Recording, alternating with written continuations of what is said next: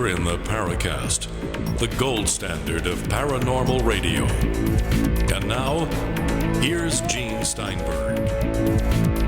It's 1964 again. Is this time travel? Have we gone back through time on the Wave Rider? Ooh, the Wayback Machine.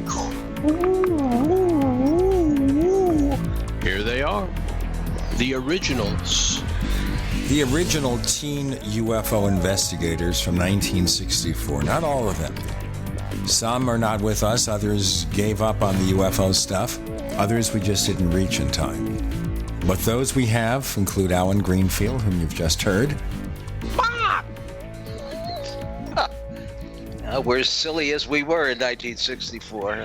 We weren't silly in 64. We were serious then. It's now that the silly comes in. But don't quote me on that. Oh, no, we're on the air. I believe with perfect faith in the flying saucers. And though they may tarry in landing on the White House lawn, if ever there was a time we needed them to land on the White House lawn, it's 2017. We have, as you heard before, Tim Beckley, one of the ringleaders of those ages. Let's get our lead a ring or something. You doing that now? For present and accounted for. We have another person I met in those days, Jerome Clark, who has been sitting back and wondering why he got involved in this. Jerry? How you doing, Gene? Good to hear you. Another old friend from that alleged photo from 1964, Rick Hilberg. And he made some comments, Alan did, about your weight at the time.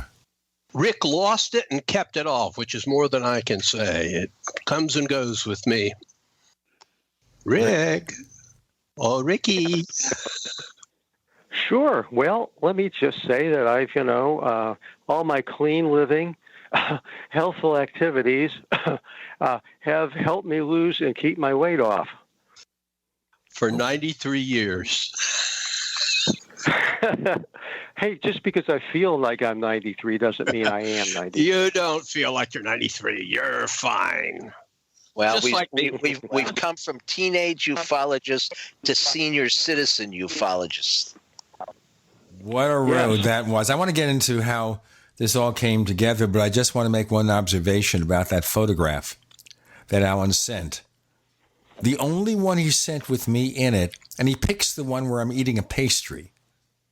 It's almost the only one that I have, Gene. I mean, you don't like the photo that I have with you interviewing that bootlegger, what was his name? Lael, which I like a lot because it's a very documentary photo. So I don't have a bunch of them of you, but I could have used that one, but you would have complained about that too. You're never content with me, Gene. And I've known you since 1962, almost as long as I've known the elder Timothy Beckley, whose address I still have memorized from those days. His mother's address, actually. Yes, that's correct. Yes. Some people, I'm sure, are still sending mail there. Well, I won't mention the address because you still own it, right? No, I don't. Oh, I haven't owned that in quite a while now. Don't show up at 3 Cortlandt Street, New Brunswick, New Jersey, looking for Tim. Okay, we've got, as our guest co-host this week, Randall Murphy, who compared to this crew, this aging crew, illustrious crew that we have here, we have J. Randall Murphy is our guest co-host this week. Chris is off doing something else on special assignment. So, Randall, you must feel like a young whippersnapper compared to the rest of us. Hey, this is a real treat. Back in 1964, I was about 6 years old. And that's about when I started to get interested in the subject myself and started having some strange experiences myself as well. But I'm really glad to be here. Thanks for inviting me on. Let me ask each and every one of our crew here how they got involved in this. So let me start with Jerome Clark. I think I must have met up with you through Ray Palmer's Flying Saucers magazine in the Saucer Club news section. Is that correct? Yeah, I think that's how we all became aware of each other's existence. Palmer had that section in his magazine that had a little paragraph about what some particular group or newsletter was doing, and we wrote each other and connected. And before that, at least for me as a small-town kid in Minnesota, I was pretty isolated from any kind of national saucer scene. So that connected me with you guys. What led you to become even interested in the flying saucers thing? Reading Ruppelt's The Report on Unidentified Flying Objects in 1957. The book just fascinated and thrilled me. I think a lot of people in our generation got started with that book. I know that if I had read George Adamski about meeting up with Venusians, even at that young and impressionable age, I'd have been turned off and thought this was all nonsense. But Ruppelt's book really was a smart book, and it appealed to my curiosity. And I didn't know at the time, however, that I had signed up for a life sentence. You can say that again. Now, Ruppelt, it was interesting about him. He died real young, I think probably in his late 30s of a heart condition. But before he died, like a year before, they came out with an expanded or updated edition of the Report on UFOs where he kind of spent 3 chapters mostly recanting the rest of the book. What was your feeling about that? Well, of course, my heart was crushed, although I have come to understand since then that Ruppelt at least claimed to be a lot more skeptical than he appeared even in the original 1956 book. But that book was definitely open-minded, and by the time he got to the end of it, if you yourself were at all open-minded, you thought, yeah, there's something going on here, and it's pretty interesting. The 3 added chapters that came out several years later were just sort of Project Blue Book boilerplate and not of great interest, but they shocked and disappointed people who read the first edition. Now, Major Kehoe made a big deal of the fact that he felt that Ruppelt was subjected to severe pressure. He quoted him as saying that. He was being given pressure by his supervisors or the people who were in command saying, you can't do that, you need to back off. What's your feeling? Well, there's no question the Air Force was really unhappy with Ruppelt's book, and there was feedback, but I think that Ruppelt was basically a company man, and I think that he wasn't forced to do something that he was really opposed in principle to doing. He was kind of, his psychology was such that he was not a rebel, and he just fell back in line. And he also understood that being associated in a positive way with UFOs wasn't going to do his hoped-for writing career any good. In fact, when he proposed his second book, which was never published, but he did have a proposal for the history of the airline industry in the United States, he never even mentions anywhere that he had written a book about UFOs. Now, what's sad about this is that people like him die so young, and nowadays, of course, with the advancements of medical science, very likely he might have survived. No question, and I say that myself as a heart attack survivor, and he died of a heart attack. He would have survived if it had happened in our time, but it didn't happen in our time, and so sadly he died young. The same thing said about someone else who died in his late 30s in the 1970s, the late Bobby Darin, this amazingly talented singer, songwriter, musician, and actor. And it wasn't just Splish Splash, the song that made him famous. Anyway, we've got more to come. Chris O'Brien's on special assignment. So we have this crew of former teen ufologists, Jerome Clark, Rick Hilberg, Tim Beckley, Alan Greenfield, and Gene Steinberg, whoever he is. And our guest co-host is the young whippersnapper, J. Randall Murphy. You're in the Paracast.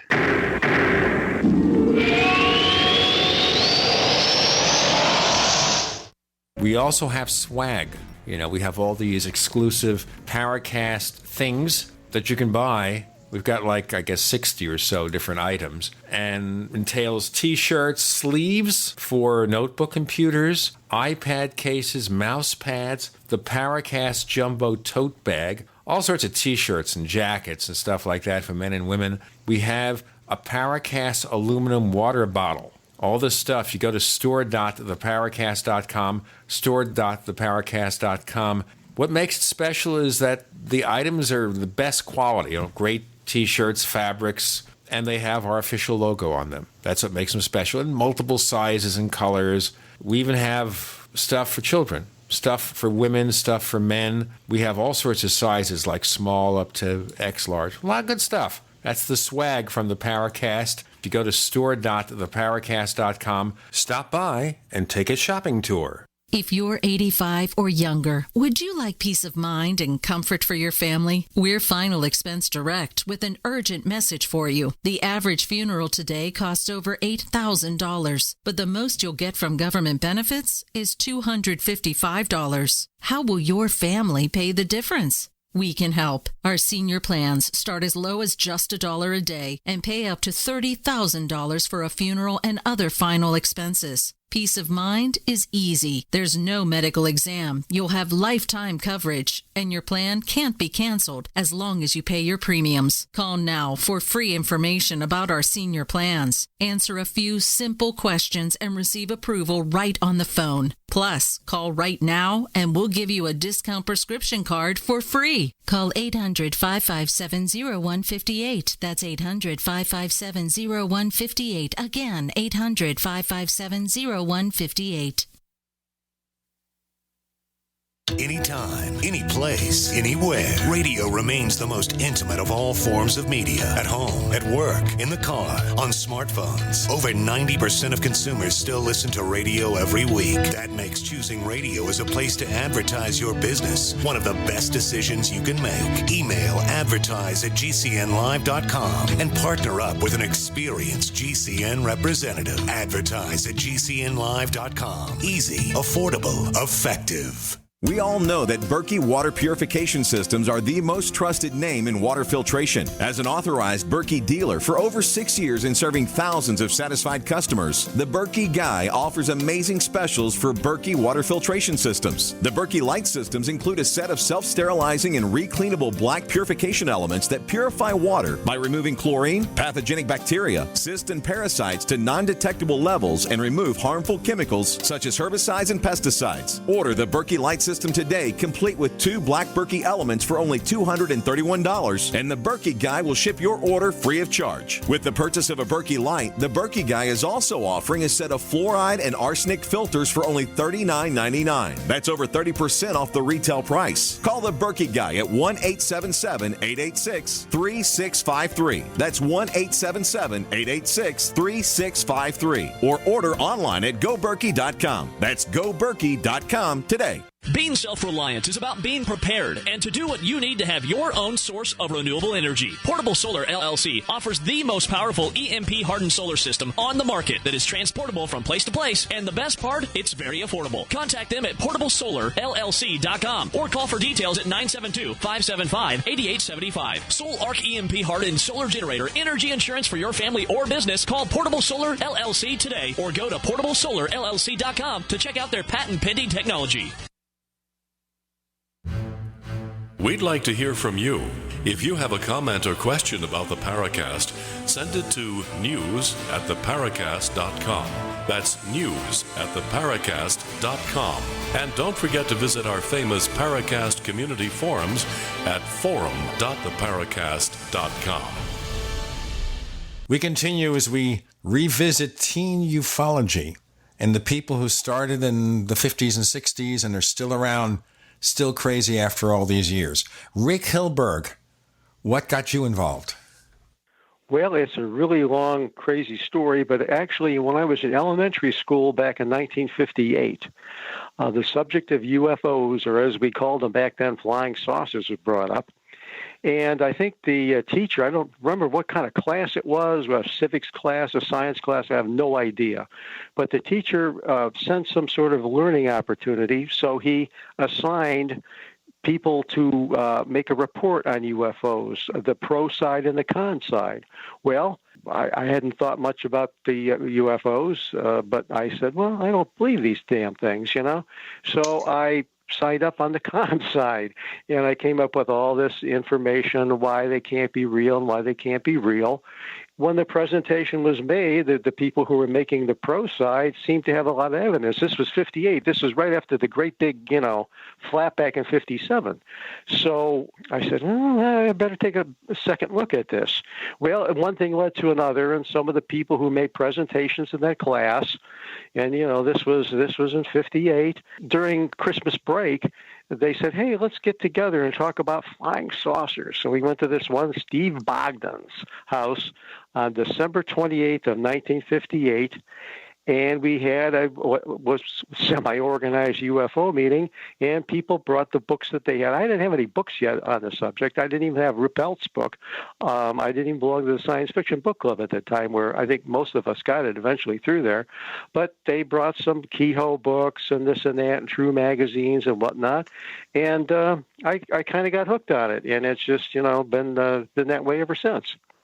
How did you take this from someone reading on the subject for a very brief period of time in your life, the skeptic, becoming more or less a believer, to someone who had his own UFO group, wrote magazines, published books? How did this become so active for you?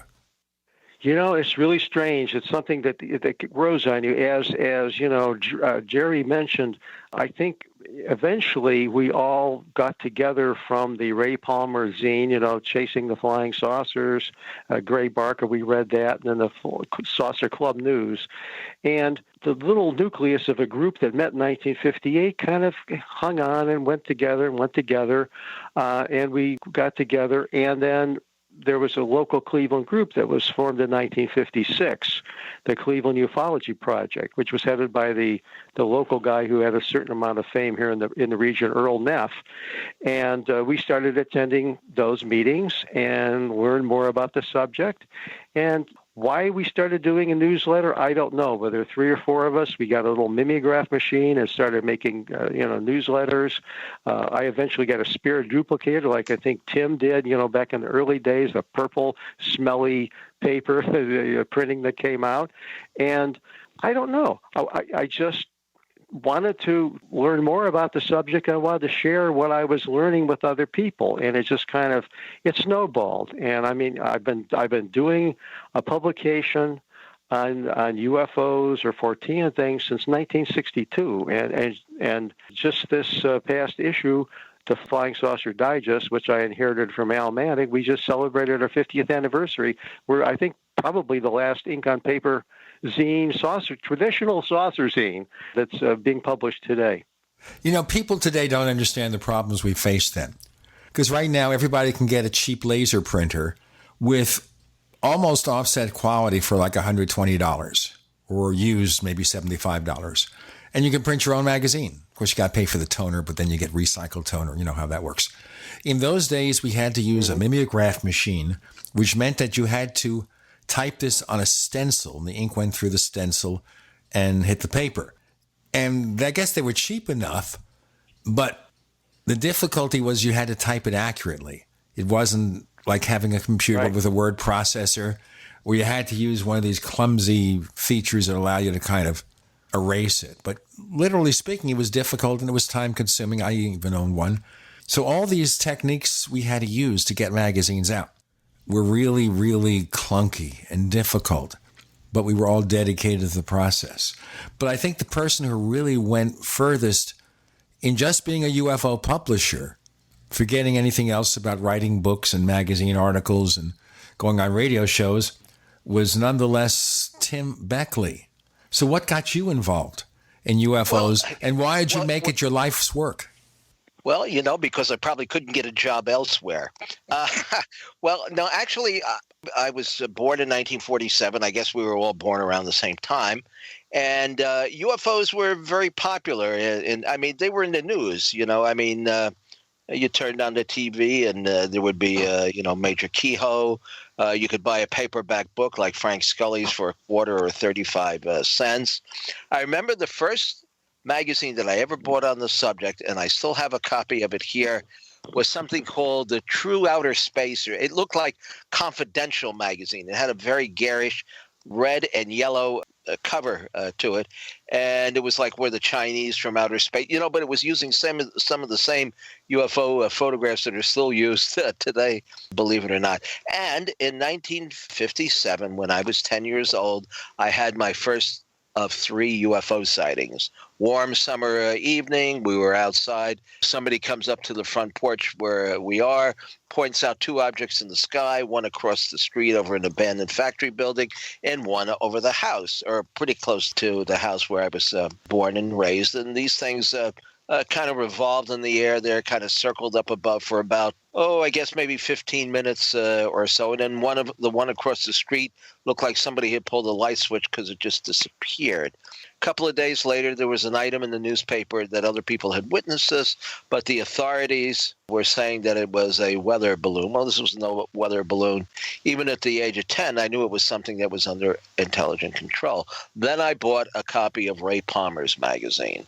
And like we've all stated so far, this is how we all met up. We started exchanging our newsletters after we started publishing them. And we used to send around little, if you remember, reel-to-reel tapes. We'd take about 10 minutes to give our own thoughts and opinions and then send it on to the next person. And then about a month or so later, we'd get the tape back. And so we could sit there and listen to everybody's conversations and thinking on the subject. And we even had a few conference calls at great expense back before you had unlimited, minutes and texting and things along that line. So somehow we all managed to hook up, and we went to UFO conventions together and partied a few nights, over the years. And overall, I mean, there's been some rough times, but I've enjoyed doing it. I can't say that I know more about UFOs now than I did then, but it's an intriguing subject, and I think I've come to realize that it encompasses a lot more than we thought when we were told by Major Keyhoe that these were spaceships, from some other planet. We have Alan Greenfield, Tim Beckley, Jerome Clark, Rick Hilberg. Guest co-host is J. Randall Murphy. Chris O'Brien wanted to be here really a lot to hear we old people talking about the subject. You're in the Paracast.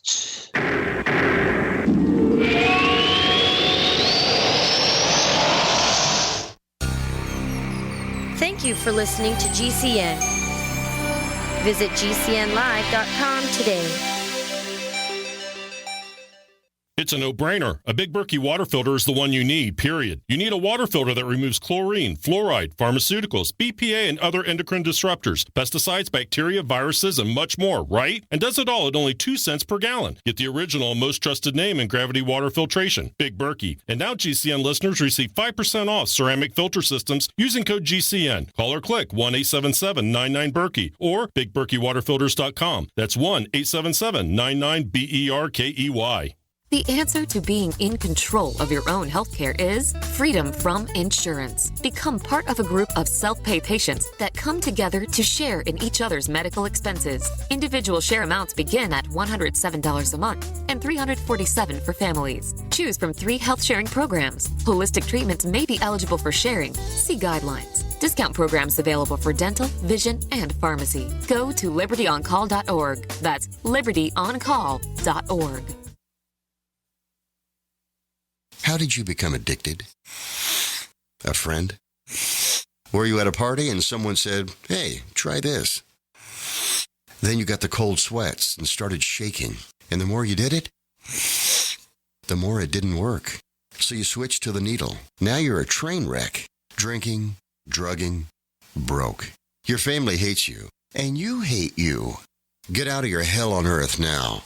Call the Detox and Treatment Helpline today for immediate help. In many cases, your insurance may cover the costs. We can't guarantee it, but we can guarantee we have what you need to change your life for the better. Pick up your cell phone and call right now. 855-700-2979. 855-700-2979. 855-700-2979. That's 855-700-2979. It's been said, any society is only 3 missed meals away from chaos. Those times may be near. Think about it. Our country faces multiple terrorist threats and aggressions from Russia and North Korea. Social unrest and violent marches yet again may lead to looting of stores and city shutdowns. And our crumbling infrastructure leaves our power grid vulnerable to long-term outages from a single cyber attack. When the chaos from any one of these threats arises, the government knows it can't provide during a widespread national emergency. That's why you need your own plan for self-reliance. That's where My Patriot Supply comes in. Get a 4-week survival food supply for only $99. That includes breakfast, lunches, and dinners. Order online at preparewithgcn.com. $99 for 4 weeks of survival food that tastes like homemade cooking and lasts up to 25 years. From My Patriot Supply. Get your kits today at preparewithgcn.com. Free shipping is included. Preparewithgcn.com. It's not a matter of if, it's a matter of when. And when your identity is hacked, it's a nightmare. Hi everyone, Paul with Liberty ID. Did you know that children are 52 times more likely to suffer from identity theft than adults? Is your family prepared? Identity monitoring will not fix the fallout. Liberty ID does. Here's an exciting offer for listeners to this station. Go to libertyid.com and cover your entire family, your spouse, your children, and your parents for only $129 a year. That's right, $129 a year. Use promo code free trial and we'll give you the first 60 days free. That's libertyid.com, promo code free trial. Prepare your family for less than half what other companies charge for only monitoring. libertyid.com, promo code free trial. libertyid.com, the name in identity theft restoration.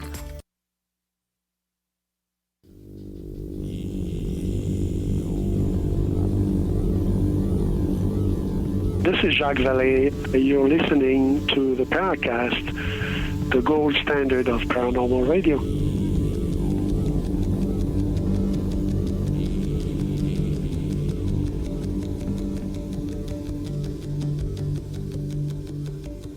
You see, Alan Greenfield is not a ghost yet, maybe in a couple of years, but he tries to sound like one. So this is the teen ufologists grow up, and it's something kind of unique. You know, teens still get interested in things, but this particular group and a lot of other people got hooked onto the flying saucer craze in the 50s. And by the 60s, we're writing articles and books maybe, and sometimes lecturing on the subject. And some of us try to make it, to one extent or another, our full-time job or get involved in other stuff. So Alan Greenfield, we've had you on a number of times on the Paracast too. So very briefly, let's keep it brief now. Tell us how you got hooked into this. I'll do that provided you let me come back to Ruppelt's second edition and what I know about it. Let's talk about that first, about Ruppelt and then your history. What do you know about the second edition of the report on unidentified flying objects? Well, keep in mind I was 15 or so, but when I read the second edition, I was so angry by those 3 chapters, I literally ripped them out of the book. I wouldn't do that now. I don't believe in any kind of book burning, but his main argument in that section, or whoever actually wrote it, was you can't have craft that don't show up on radar. And this was, of course, long before stealth technology was available. So it was an empty argument. However, many years after that, I had an extensive conversation with Dewey Fournay, who had been in the early days the Pentagon monitor of the Air Force's UFO project, and he told me exactly. It was not a surprise, but it was, coming from somebody who had been there rather than speculation or rumors or outside sources, that after the CIA panel in 1953, which concluded nothing about UFOs really, just that the 1952 summer wave, the July 52 wave over D.C., had so jammed up all kinds of things, from radar to actual planes in the air to people making phone calls and so forth, that in the mentality of the 1950s, the Soviets could infiltrate private UFO organizations and cause them to create UFO flaps, which indeed they could. I experimented with that much later. And simply by announcing, look at the skies, you can get hundreds or thousands of phone calls. In any case. Before you go on, Alan. So basically, it's almost like hysteria, where people look at any light in the sky and say, my God, that's a flying saucer. Or maybe they just happen to see something that is weird. Well, that's a whole different subject. I think a lot of these are legitimate sightings. It's just that people are not constantly looking at the sky. Our old friend, Reverend Stranges, used to say, if you want to see a flying saucer, this was in his preaching thing, he said, look up. Well, most people don't, most of the time. And so you don't see things. Of course, today they're looking at their cell phones, man. Yeah, that's right. I see people talking to themselves, and for a couple of years, I thought they were just, your average schizophrenic talking to you, and then I realized they were on some kind of Bluetooth device. But yeah, they're constantly looking at their cell phones, even when they're behind the wheel of a car, which has a pedestrian. But in any case, you have to put yourself in the McCarthy era where communists were everywhere. I'm a big fan of old-time radio and some of the shows from that period. These fantastical communist conspiracies from the little old ladies in the Communist Party USA were imagined to be, blowing up power plants and all sorts of things. They wanted to shut down interest in UFOs. And I think that simply reached a point where Ruppelt was put in the picture and said, he probably got a visit, probably not from the CIA directly, but if it was a commitment of that era to diminish interest in flying saucers, UFOs, whatever, in order to protect us from that mean old Soviet attack that was coming, then he probably got told to write those chapters, or they were written for him, because the style is quite different. I take into account what Jerry said, that he might have written a more skeptical book in the first place, but people say things after the fact to justify whatever they did. So my general thought is he was told to write those 3 chapters, and they came out in that way. Fournay was unequivocal about that ufology, private ufology, was considered a threat to national security, not UFOs. And the government was acting accordingly. The government has never known anything about UFOs or really much cared after the very, very early days. That's not where it is. And their approach was strictly nuts and bolts, and you just don't get anywhere with that. So that's basically what I had to say on that subject. I believe that he switched sides because he had to. Now, that's what Major Kehoe said. Major Kehoe quoted in his books Ruppelt saying, I can't handle this much longer. He was under deep pressure. So that's why I come to that conclusion. Okay, here's the deal. Kehoe has diminished in my respect to the pulp writer that he was over the years, because he said that Ruppelt probably died because he felt bad about having to write those chapters. But as Jerry pointed out, people died. I don't know if he smoked. I don't know what the particulars of his situation were, but I don't find his death that mysterious, and I don't think it had anything to do with his UFO book. I think he just, unfortunately died young. Sometimes they do. Sometimes they live to be 90, whatever it was that Leonard Cohen was. I mean, it's, some of it's DNA and some of it's lifestyle, and who knows what that was. And the Kehoe had no right to really infer that.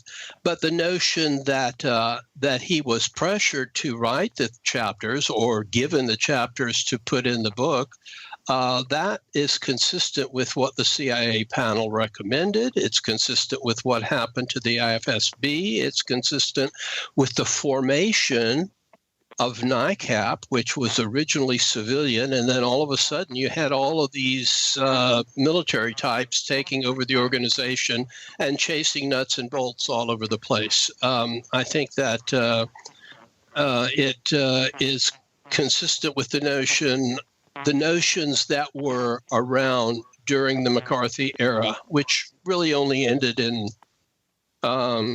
after. I guess during the Johnson administration.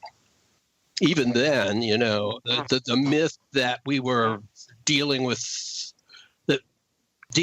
a vast, unified communist conspiracy that was going to overthrow the world was simply not true. And pretty much revisionist historians have said that. It doesn't make communism a good system. It does, however, explain a lot of what the country did back in the day. We'll get into more of this, and I want Jerry Clark's response to the matter of Kehoe and Ruppelt in a moment. I want to remind you also that we have a second radio show called After the Paracast with extra stuff. It's unpredictable. And even more important, on this weekend's episode of After the Paracast, we will be featuring some of the guests from this episode to extend their discussion about UFOs and other subjects. You won't want to miss it. It's available only if you subscribe to the Paracast Plus. Go to plus.theparacast.com, plus.theparacast.com. We have Tim Beckley, Alan Greenfield, Jerome Clark, and Rick Hilberg. You're in the Paracast.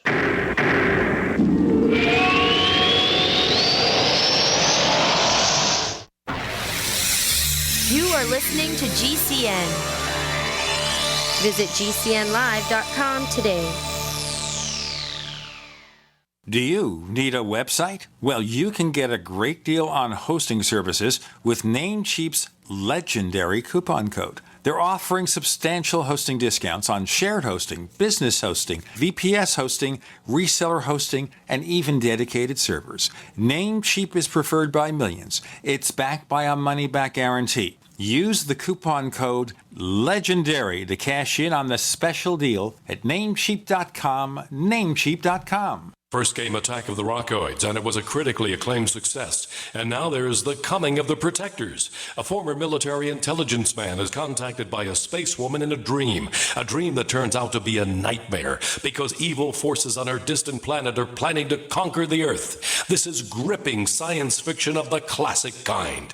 Attack of the Rockoids and The Coming of the Protectors. Find out more at rockoids.com. That's Rockoids, ROCKOIDS.com. Water is the single most important thing your body needs, so you want to be sure it's the best for you and your family. Since 2005, thousands have depended on Berkey purified water. The Berkey Guy provides the lowest priced filtration systems in every size. For incredibly delicious water now and in an emergency, get to GoBerkey.com or call 877-886-3653. 877-886-3653. GoBerkey.com. Lifetime Gray's 100% grass-fed beef has the health benefits you seek. When compared to conventional beef, it offers good fats while virtually eliminating the bad. That's the result of cattle who never eat grain, ever. Rich in antioxidants, including vitamin E, C, beta-carotene, and CLA. No artificial hormones, antibiotics, or other drugs. For all our fresh, non-cooked products with only 100% grass-fed beef, go to MidasResources.com. Use voucher code GCN to get 30% off your order. MidasResources.com or find us on Facebook. If you had purchased $100 of Bitcoin in 2010, today you'd have $2,600,000. While that sinks in, you now have a huge cryptocurrency opportunity at below market price at a guaranteed 10 cents per coin. ProCoin, a coin publicly traded on the open market, easily converted to cash, available in 60 countries, and ProCoin is the only cryptocurrency offering coin-back rewards for consumers and merchants. Take action by August 31st at ProCoinCurrency.net. That's ProCoinCurrency.net. Deadline for 10-cent guarantee is August 31st. Have you checked your Google search results lately? Search results are usually the first impression that people form of you or your business, so make sure that they create a positive impression with ReputationDefender.com. What the internet says about you can have a big impact on your life and your livelihood, even if it's not true. Fortunately, you can now control how you look online and in online search results with ReputationDefender.com. Call 800-831-0771 now. That's 800-831-0771 for your free reputation analysis. If you have negative material from an ex-employee, upset patient, or former client, newspaper article, legal issue, social media, or other source showing up in your search results, you can combat it with ReputationDefender.com. Our dedicated experts in patented technology can help make your online search results look their best. Call 800-831-0771 to learn more. 800-831-0771. That's 800-831-0771. Or visit ReputationDefender.com. Is that Ellen painting her garage? Yesterday she was trimming her hedges. What's her secret? I heard she was eating this new super berry called the aronia berry. Aronia what? Aronia berries from superberries.com. They're known for having one of the highest levels of antioxidants that helps with overall wellness. Where can we get them? Go to superberries.com/radio. And right now we get a free smoothie recipe book with our order. Plus we can save $4 at checkout. I can't wait. I've got lots of projects I need to get done. Yes, you do. Choose health. Eat purple. Superberries.com.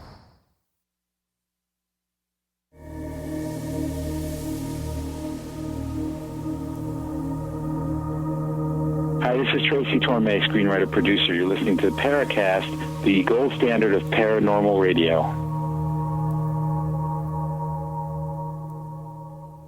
We continue. The teen ufologists grow up and become something, someone else. No, it sounds like the opening theme for the TV show Arrow.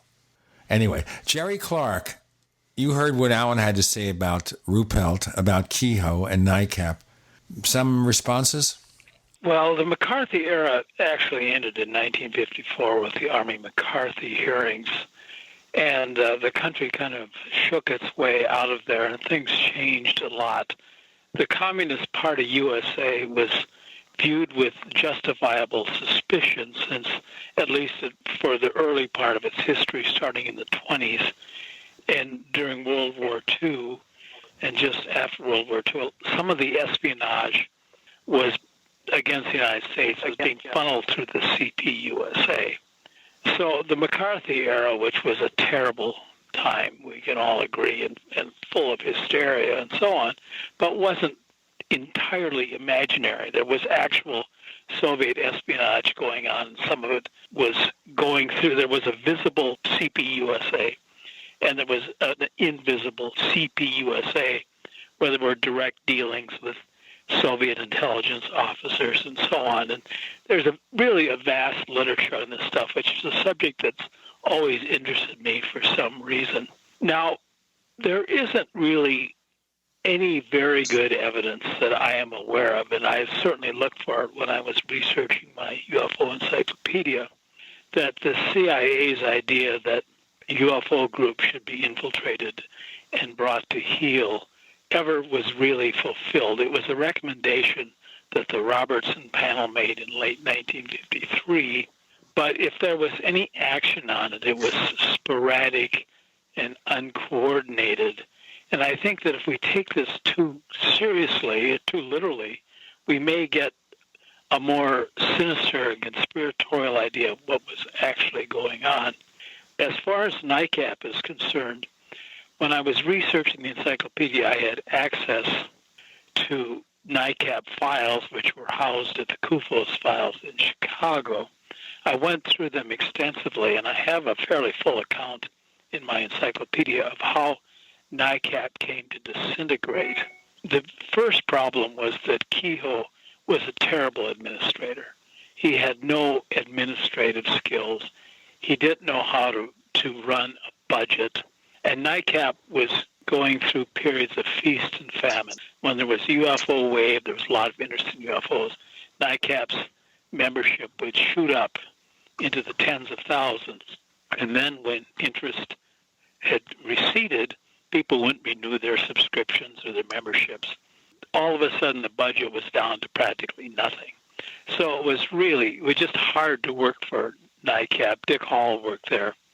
Dick was a friend of mine, and there were times that they didn't know if their paychecks were going to clear, and they weren't exactly making a fortune working there.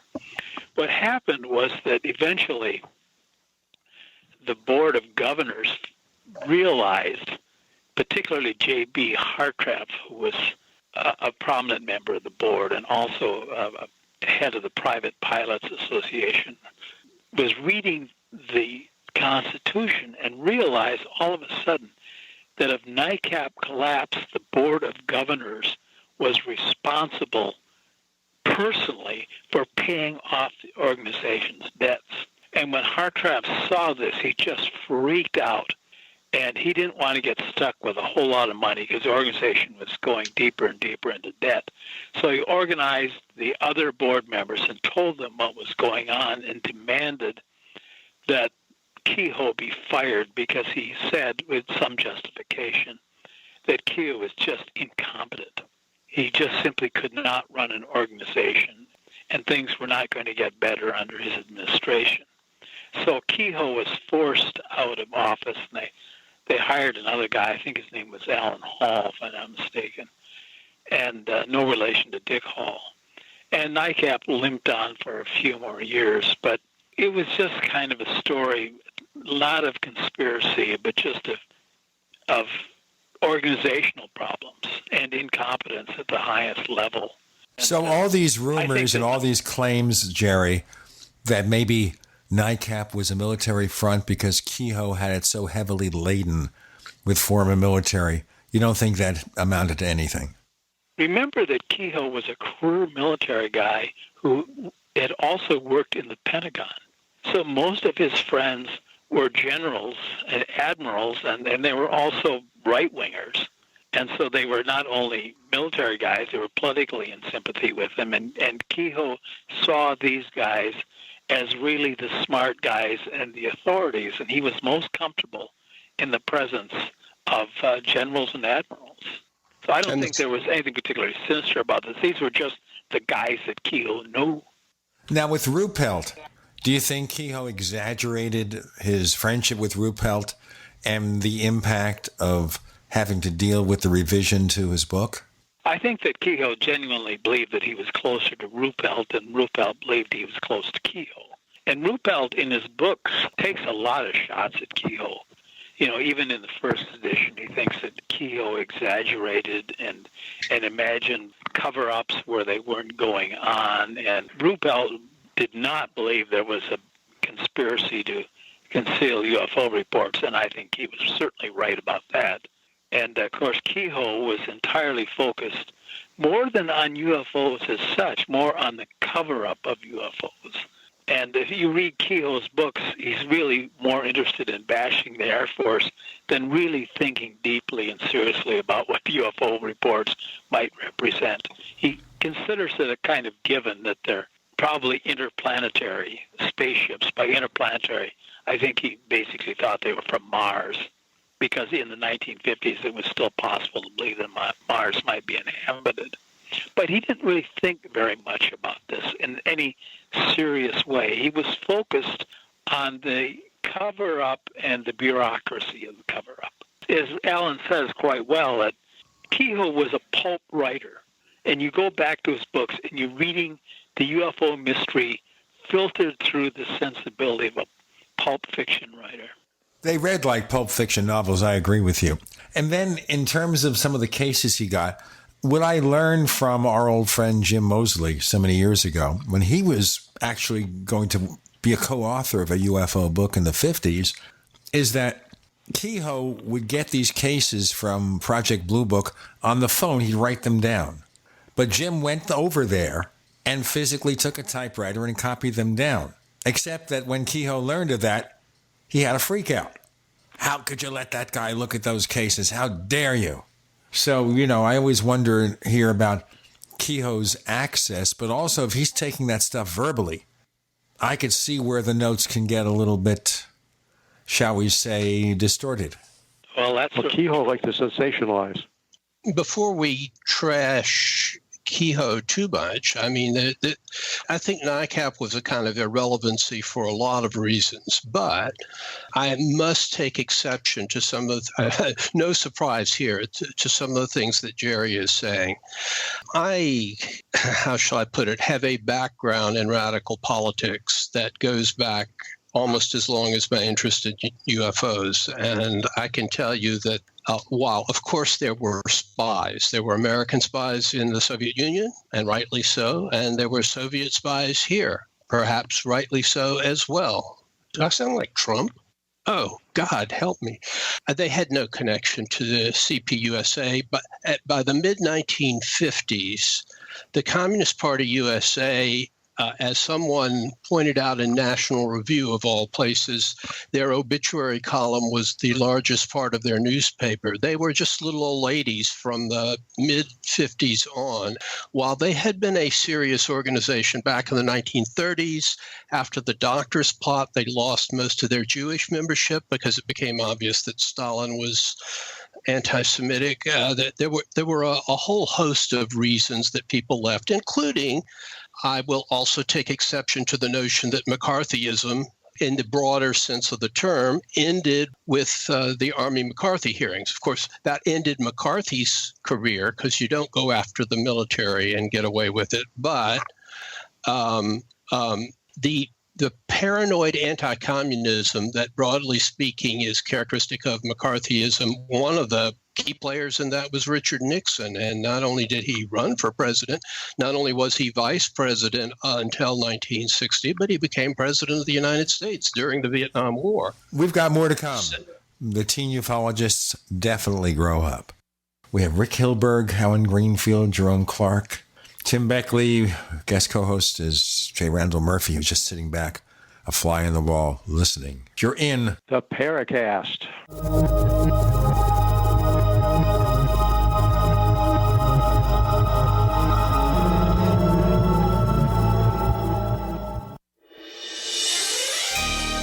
Thank you for listening to GCN. Be sure to visit GCNlive.com today. Attack of the Rockoids has been well received by critics and readers alike. It's a thrill-a-minute story you'll never forget. A former U.S. military intelligence officer is haunted by intense dreams about a beautiful woman pleading for his help after a terrible battle in outer space. But the dreams turn out to be true and thrust him into a telepathic love affair with a woman whose faraway planet is intent on destroying the Earth. And now the gripping tale continues in The Coming of the Protectors. It's the second book of the Rockoids trilogy, a galaxy-spanning adventure that pits our hapless heroes against powerful, fanatical enemies that threaten the lives of freedom-loving beings everywhere. Attack of the Rockoids and The Coming of the Protectors, classic science fiction at its best, available now. For more details, visit rockoids.com. That's ROCKOIDS.com. Hi, this is Ted Anderson. I'm here to tell you about GCNtelecare.com, a team of board-certified doctors assisting you 24 hours a day, 7 days a week, 365 days a year. Within 15 minutes of registration, care your family can afford. Revolutionizing the healthcare industry, virtual consulting providing diagnosis of non-emergency medical issues by phone or secure video on computer or smart mobile devices. GCNtelecare.com. Virtual care anywhere.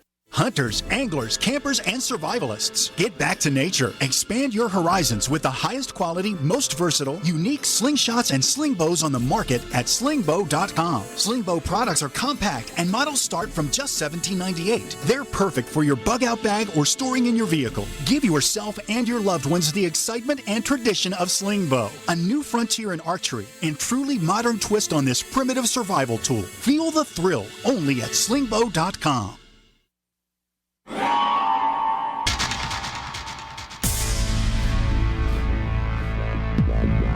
Welcome back to the Paracast, the gold standard of paranormal radio. And now, here's Gene Steinberg.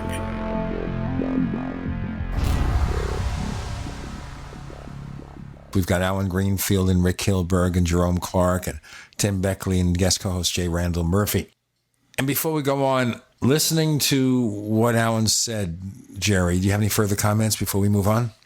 Yeah, I don't agree with Alan's reading of history, and I think that he misunderstood something. And I said that the McCarthy era ended in 1954. In the 1950s, the Communist Party had been completely desiccated. Nobody's arguing about that. Richard Nixon's career is a whole other story, and Nixon makes his name as a political figure when he was a congressman from California in 1948 with the Alger Hiss case, which was an espionage case involving a guy who'd had a long career in U.S. government service and was retired from the State Department when he was accused of, in 1948 by Whittaker Chambers, of being a Soviet spy, which he was.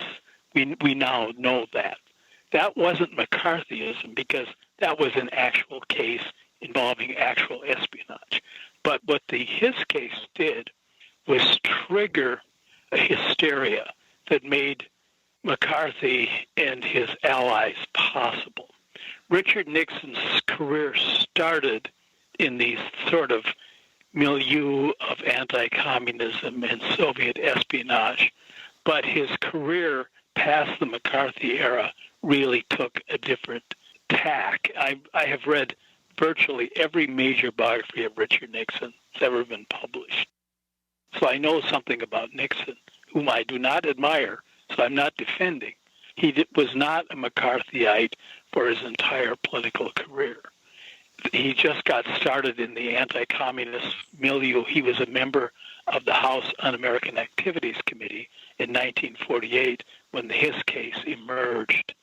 By the latter 1950s, yes, there was still anti-communist feeling, some of it justified, some of it on the historical side. But the McCarthy era has a beginning and an end. Now, it continued, HUAC, the House Un-American Activities Committee, continued into the 1960s, and it was still possible for HUAC to make mischief and accuse some innocent people, and of course, that's not good. Nobody defends that.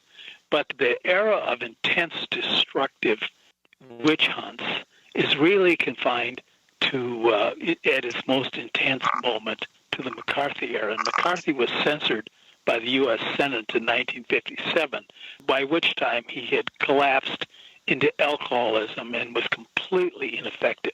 After the 1954 Army-McCarthy hearing, McCarthy was just kind of a ghost who haunted the halls of the Senate, and he died fairly young, of cirrhosis of the liver in 1957. Let me say that what I'm talking about is, just looked up the definition in two different things. Merriam-Webster says broadly, defamation of character or reputation through such tactics. So I was not necessarily referring just to McCarthy, but to people that use that tactics. And one other point, okay, that's very important.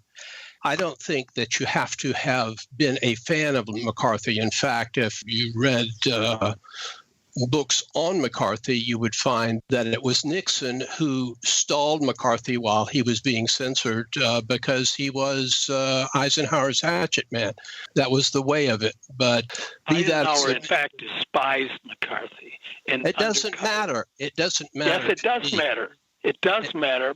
Jerry, go ahead, please. Alan, we'll get back to you, and then we got to wrap this discussion. It's getting off track. Go ahead, Jerry. Okay, this gets off UFOs anyway, but no, McCarthy was not Eisenhower's hatchet man. That is really no, Nixon was Eisenhower's hatchet man, is what I just said. It's enough, I think, for this. Let's just leave the politics out of it right now. Excuse me. Communist hysteria didn't end with the 50,000 Americans killed in Vietnam based on a theory that of the domino theory that all of Asia would go communist. All right, I don't want to talk about the Vietnam War. I'm talking about UFOs. Let's focus on UFOs. And I just want to ask you, there is a connection which I want to ask you about here, Alan. But first, before we go to your history, the possibility here, was there early government interest in UFO believers because of a possible fear they may be infiltrated by foreign spies? Yes, that's what I was told by Dewey Fournay. who was intimately involved in the Air Force investigation and certainly was privy to the information from the CIA panel in 1953. Of course there was. That's all that I'm talking about. You can call it whatever you want, anti-communist hysteria, or if you are heavily anti-communist, there is an alternative view of that. Red baiting was a horrible thing, and it went on for a very long time. It kind of got broken in the film industry by Kirk Douglas, who allowed Douglas Trumbull to use his real name because he had been labeled a communist, which he was. But there were a lot of people who were, we were allied with the Soviet Union in World War II. So there were a lot of pre-war communists who came to realize sort of post facto that the communists in the Soviet Union were not the sort of armchair communists in this country. Let me ask you something here. I need to get off this. Okay. Tim, you made a comment before, which was important, that the FBI did keep files. UFO contactees such as George Adamski. Well, George Van Tassel, I know I have a report here in my files. It runs about 20 pages that the FBI did in investigating not so much the claims of the contactees, but their political ideology. I guess they were concerned that the Space Brothers were talking about world peace and a moneyless society and things that they considered communism. I mean, that's basically why they kept tabs on the contactees. I don't think that they were so concerned with them meeting up with the people from other planets, because obviously they didn't buy that for a second. Now, my own opinion on this, and I'm sure that nobody will agree, that there has been a government cover-up, especially in the early days, because a lot that was going on in the skies was because of the fact that we had brought over under Project Paperclip about 5,000 Nazi, and I do repeat, Nazi scientists and engineers to work on our space program. And I think that a lot of the things that went on, including Roswell, I mean, Nick Redford talks about them as being mutants of some sort. But these were the government wanted to cover up the fact, I think, that they were in collusion with these Nazi scientists and engineers, including Werner von Braun. I've seen photos of him in an SS uniform. So suddenly these very evil people, which they were brought over here, and they became our space heroes. So I think a lot of the idea or concept that these craft were interplanetary, the government would rather have you not believe in UFOs at all. But if you were going to believe in UFOs, you should certainly put them as far away as ground zero as possible and move them into outer space, because I don't think they wanted to be connected with some of these early experiments that were going on. Alan, what's your evidence for that? That was Tim, Jerry. That was me. What's the evidence? Well, I've written several books on the subject, but I don't suppose that any of you might have read any of them, because most of the people in ufology just seem to keep to their own ideology and thoughts, and don't really want other people's opinions. We got to stop here. We got a lot more to come. Okay, it's getting interesting here now. The interactions with Jerry Clark, Rick Hilberg, Alan Greenfield, and Tim Beckley. Our guest co-host, just sitting there and watching the wheels go by, is J. Randall Murphy. You're in the Paracast.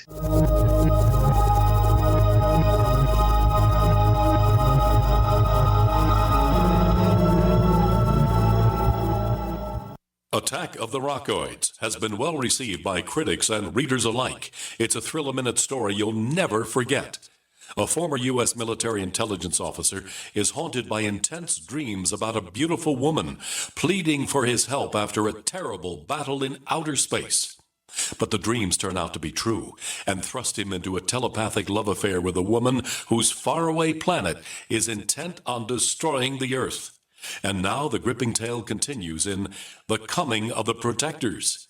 It's the second book of the Rockoids trilogy, a galaxy-spanning adventure that pits our hapless heroes against powerful, fanatical enemies that threaten the lives of freedom-loving beings everywhere. Attack of the Rockoids and The Coming of the Protectors, classic science fiction at its best, available now. For more details, visit rockoids.com. That's ROCKOIDS.com. You haven't experienced yogurt until you've tried a Mossy, embodying health and flavor in a true whole milk, grain-fed dairy beverage. Every sip pays homage to our old world cows and the ancient culturing methods their milk benefits from. With over 30 probiotics, a Mossy's undeniably nutritious, refined, cultured sensation bolsters your health and awakens your passion for dairy. A Mossy's so good, and you need to try it. Contact your Youngevity distributor or call 877-878-4203 or go to gcnteam.com. Would it be okay if you had 2 paychecks instead of 1? I'm Pharmacist Keith. Dr. Wallach, the Dead Doctors Don't Lie guy, and myself want to show you how to get an extra paycheck every month, creating an extra income that will last for years to come by joining Dr. Wallach's crusade, spreading his message of better health. To learn more, visit radio.recordedvideo.com. That's radio.recordedvideo.com, radio.recordedvideo.com, or call 866-257-3105 for a recorded message. This is Dan Pilla. Do you owe the IRS money you can't pay? Are tax debts crippling you? I've defended people from the IRS for over 30 years.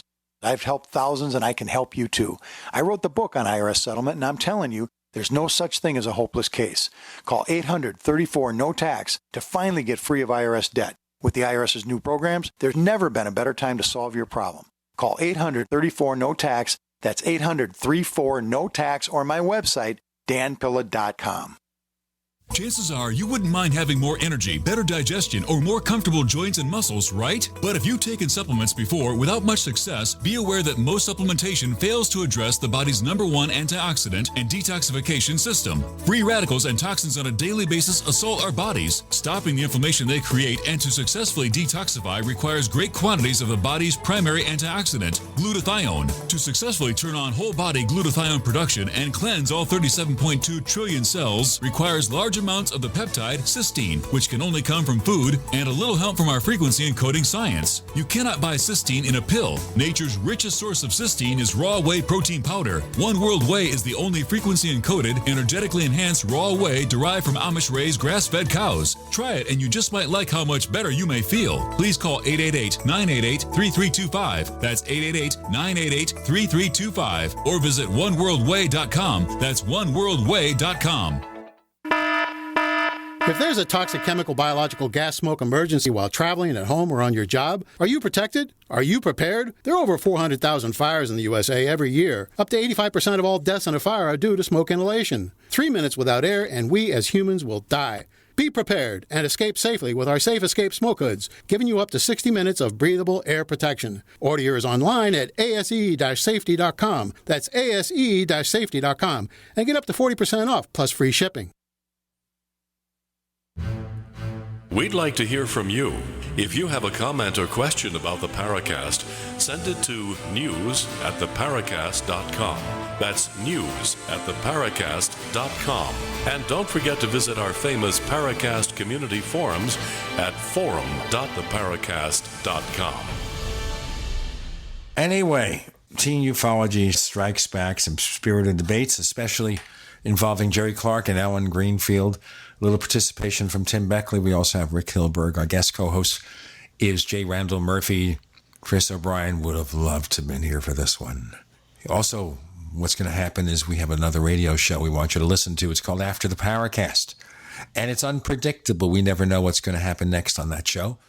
And you can only hear it if you join the Paracast Plus at plus.theparacast.com, plus.theparacast.com. We give you the commercial-free version of this show and other goodies, plus.theparacast.com. So we have a little interaction there towards the end with Tim Beckley and Jerry Clark. Well, you talk about the evidence. Well, first of all, if you remember a lot of the early UFO cases, First of all, the beings on board the ship were very Aryan in appearance, or said to be so, right? There was a connection between some of the early UFO contactees and the Nazi or neo-Nazi movement.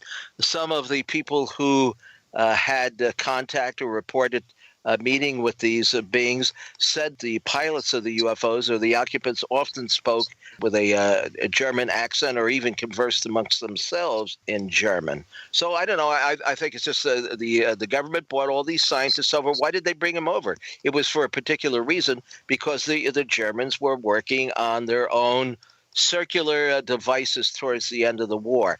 Now, there is some speculation, and it's open to conjecture, of course, whether this information had been received by them through occult or channeling methods. If you check the history of the Vril Society going back even to 1920, they were holding channeling sessions and supposedly receiving information on how to construct a variety of disc-shaped crafts. I think some of these were actually developed in the latter part of the Second World War, and the government would rather have you believe, if you're going to believe in UFOs, that they were extraterrestrial. There is really little evidence that these craft are extraterrestrial. If you get into the subject for 50 years like I have, there's either very little going on to prove that these things are off-planet. If you take all the evidence at hand, it shows that the objects, or at least a lot of the experiences that people are having, are very paranormal in nature and have nothing to do with physical beings from, some other star system. Jerry, you want to respond? Yeah, Tim, I'm aware of everything you're saying, and virtually everything you're saying is either true or at least arguable. But I don't understand how you connect these things. When you're trying to reconstruct history, you have to have bridges between things. Jerry, I know history of UFOs just as well as you do. I'm not talking about the history of UFOs. I'm talking about history, just history generally. What exactly did I say that is not part of history? Did we not bring over all these Nazi and German... Exactly. So how do you connect these things? I don't see any connections. I see first a bunch of all, of declarative sentences. Where were the major But I UFO? don't see the connections that you have to draw maybe you don't want to see the connection. Let's go back and forth. Let Jerry finish, then Tim can talk. Let's keep it calm. Jerry? The prehistory of ufology goes like this. There was speculation about extraterrestrial visitation in the 19th century. In fact, I've written about it fairly extensively, showing where people believed that there was evidence that people were coming from Mars, or it was possible to have psychic contact with Martians, channel their messages, or even visit there in an out-of-body state. There were also claims that there were physical devices that had come from another planet and landed on Earth. These stories are all over the 19th century. Charles Fort picks them up. Charles Fort is the first ufologist. Does that make them literally true? Look, I'm not arguing for or against the extraterrestrial hypothesis. That's a whole other conversation, which I don't think you understand my views about. But I'm just giving you the history, the prehistory of UFOs. The guy who puts the extraterrestrial hypothesis and argues it in his first 3 books is Charles Fort. If you look at the newspaper coverage in the summer of 1947, people were not talking about extraterrestrial UFOs. They just weren't thinking like that. When extraterrestrial UFOs start getting mentioned here and there in the early press coverage, it's almost always from members of the Fortean Society who say there was this guy who wrote about flying saucers before there were flying saucers. This also affected the Air Force guys, who also became aware of Fort and read Fort. In fact, Fort is mentioned in some of the early Project Sign documents. It was Charles Fort's thinking that gave these people this idea that maybe these aren't secret naval aircraft or secret Soviet aircraft, because they have this prehistory that goes way back in decades, maybe centuries. And so even the early Air Force guys who begin to think in terms of interplanetary UFOs are basing their ideas on what they read in Fort or heard from people who had read Fort. There wasn't any kind of sinister conspiracy. Well, but that's your opinion, Jerry. It seemed like a logical conclusion that this is that if they weren't from the Soviet Union or they weren't from some other branch of the U.S. service, they had to be interplanetary. There wasn't any kind of sinister machination going on. Well, the Air Force really didn't like that kind of thinking and quashed it quite early on in the history of the UFO projects. In fact, Project Sign was effectively ended when its personnel suggested that UFOs were interplanetary. What the Air Force wanted people to believe was that there was nothing going on except hoaxes and mistakes. Well, the Air Force might have wanted you to believe that, but if you were going to believe in UFOs, they wanted you to believe that it was something from outer space. There's no doubt about that whatsoever. And you talk about proof or evidence. Now, when these Germans were brought over after the war, where were they planted? They were all planted in the Southwest. Is that correct? Like around New Mexico? Where were the earliest UFO sightings that took place? New Mexico, Arizona, Texas? Actually, in Northwest. Arnold. Oh, Kenneth Arnold. Yeah, but no, but Emil Smith, Captain Emil Smith. Those. But a lot of sightings were in the Northwest. Then there were sightings all over the country. Yeah, they were absolutely. A lot of the good sightings that are very concrete took place in that area of the Southwest. And what is of course, the one that people point to is the Roswell incident. Well, either nothing happened in Roswell because it certainly wasn't a mogul balloon, or if something happened there, was it really a spaceship? There's very little evidence for that either. Oh, I agree with that. It points more and more, at least the work that I've done and investigation that I've done, that a lot of these craft were built right here on Earth. Now, whether the ideas originated from somewhere outside this planet, there's a good possibility of that too. Well, yes, they could be from various places. They don't just have to be from one place. When we talk about a UFO, we talk about an unidentified object. Spirited discussion unexpectedly with Alan Greenfield, Tim Beckley, and Jerome Clark. Rick Hilberg is just being a gentleman. Our guest co-host is J. Randall Murphy. I'm Gene Steinberg. You're in the Paracast.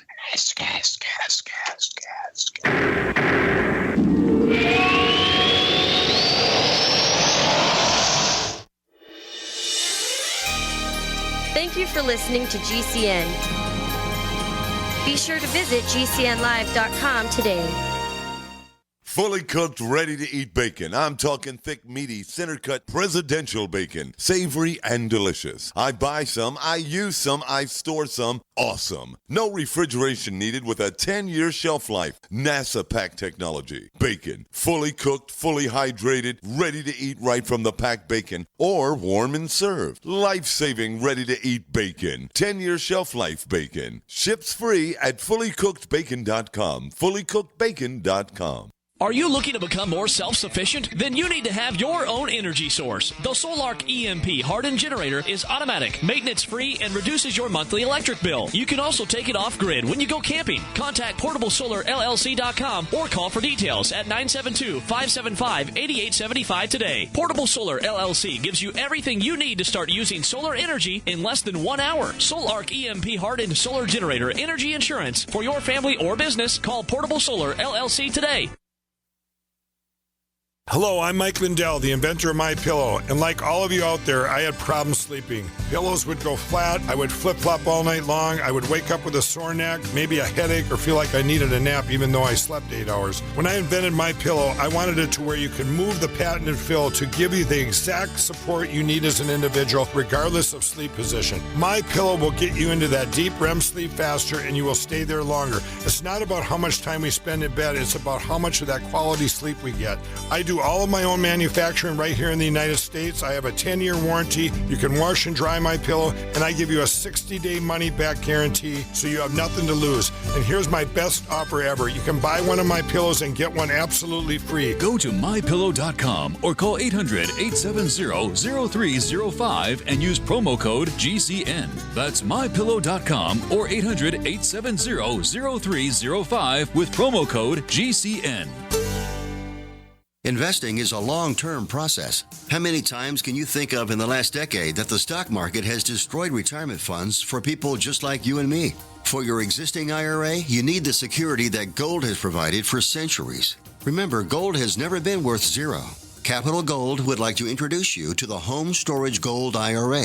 It's a self-directed IRA set up with all the protection and tax benefits of an LLC. But the big difference in this IRA is you invest in gold and you hold it in your possession. You can't do that with stocks. That's security. You can transfer any type of IRA hassle-free in days. Please call right now and learn more, and we'll waive the $500 setup fee and give you a free safe to store your gold. 800-535-7789. 800-535-7789. 800-535-7789. That's 800-535-7789. Heart disease is on the rise. Clogged arteries, high blood pressure, and high cholesterol levels may not be fully detected by you, but the symptoms are there. Loss of energy, blood sugar spikes and drops, poor circulation, and irregular heartbeat are just a few of these that can alert you that something is wrong. Hear how Heart and Body Extract is making a difference in thousands of people's lives across America. My blood pressure has normalized. My diabetes has totally improved. Everyone is telling me now how much healthier I look, and I'm telling everyone how much healthier I feel. I recommend Heart and Body Extract to everyone. Anybody over 40 in the North American continent should be using this product as a preventative to keep their cardiovascular system healthy. Order your 2-month supply today by calling 866-295-5305. That's 866-295-5305. Or order online, hbextract.com. Heart and Body Extract, 866-295-5305 or hbextract.com.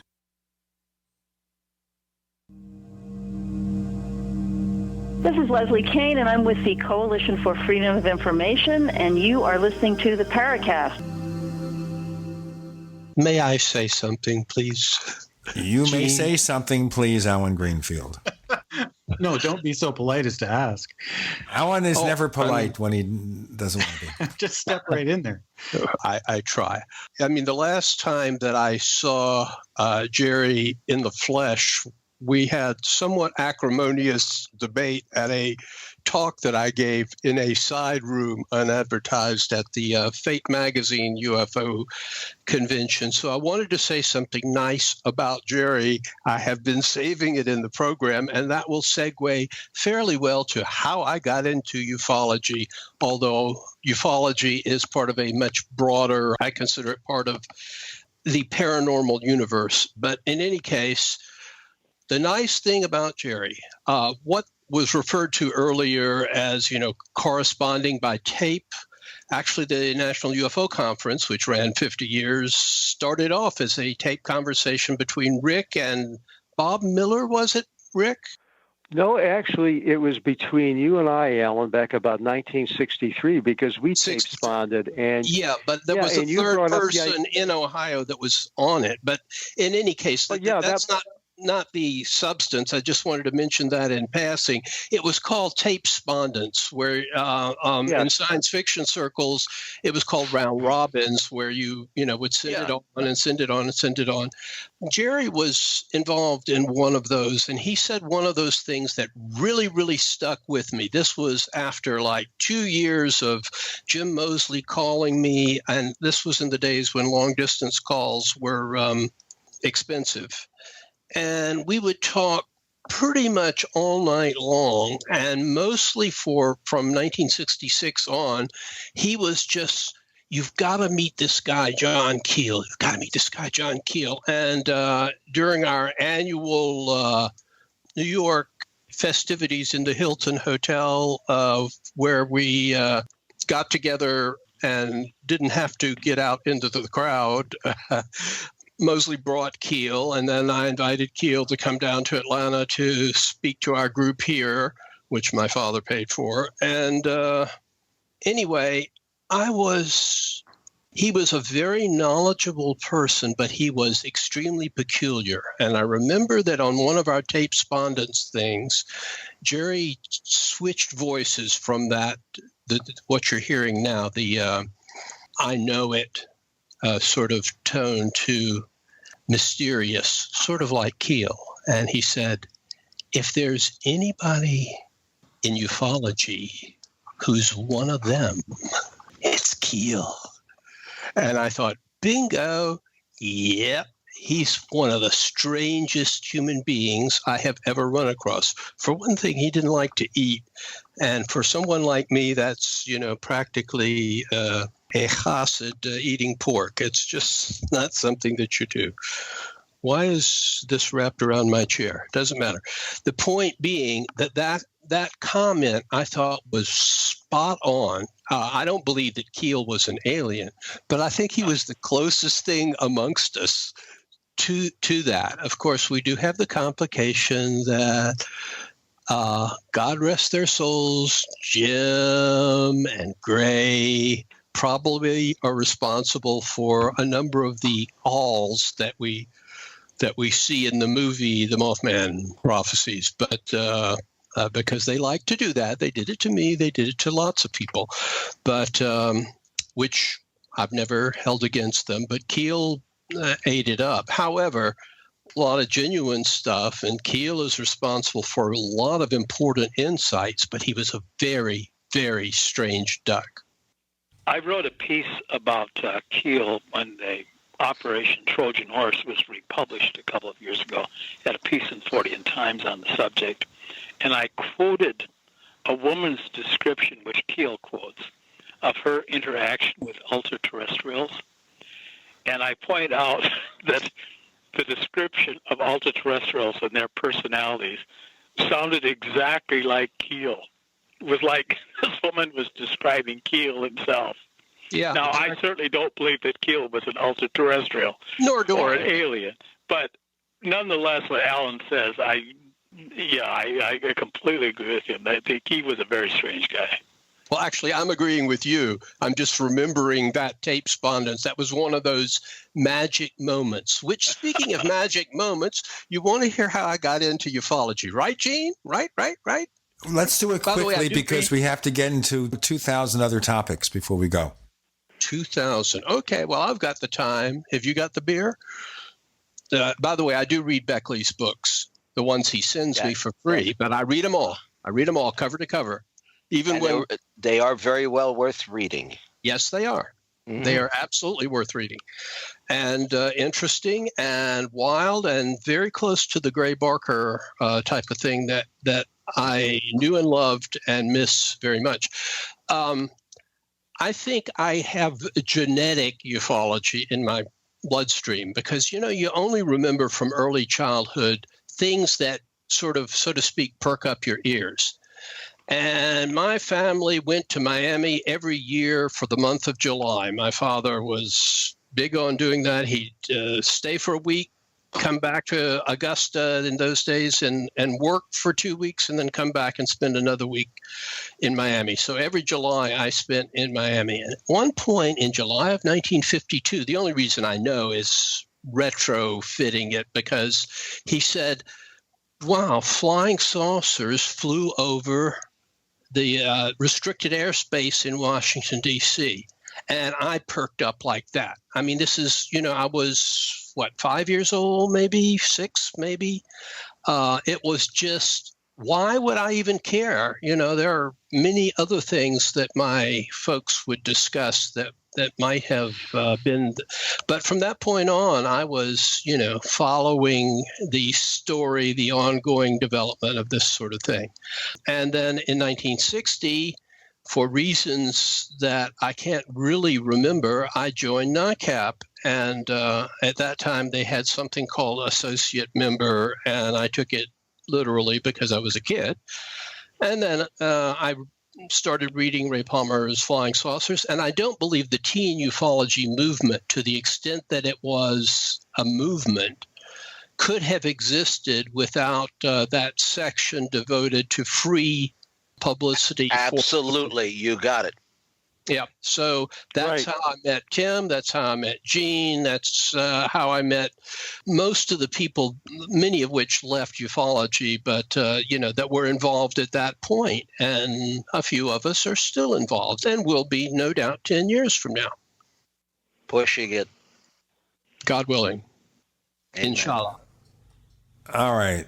I want to move to some things here because we're well past half of the show. We had a debate about the early days of ufology and the impact, Kehoe, Ruppelt, government interest in UFOs, communism, and everything else.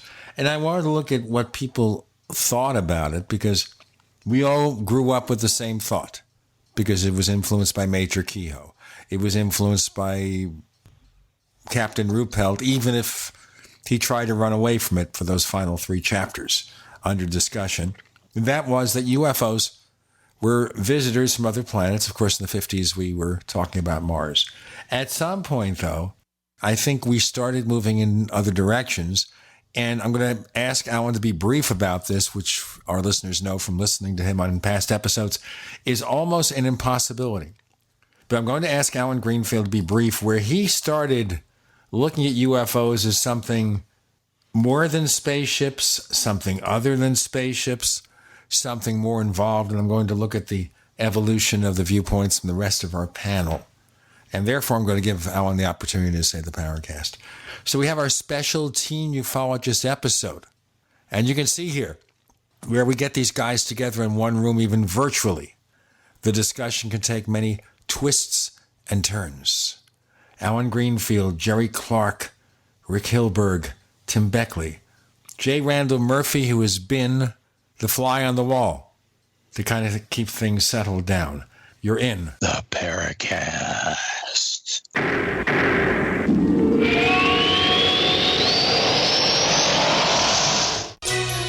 Thank you for listening to GCN.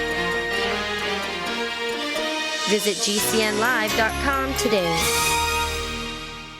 Do you need a website? Well, you can get a great deal on hosting services with Namecheap's legendary coupon code. They're offering substantial hosting discounts on shared hosting, business hosting, VPS hosting, reseller hosting, and even dedicated servers. Namecheap is preferred by millions. It's backed by a money-back guarantee. Use the coupon code LEGENDARY to cash in on the special deal at Namecheap.com, Namecheap.com. First came Attack of the Rockoids, and it was a critically acclaimed success. And now there's The Coming of the Protectors. A former military intelligence man is contacted by a space woman in a dream that turns out to be a nightmare because evil forces on her distant planet are planning to conquer the Earth. This is gripping science fiction of the classic kind.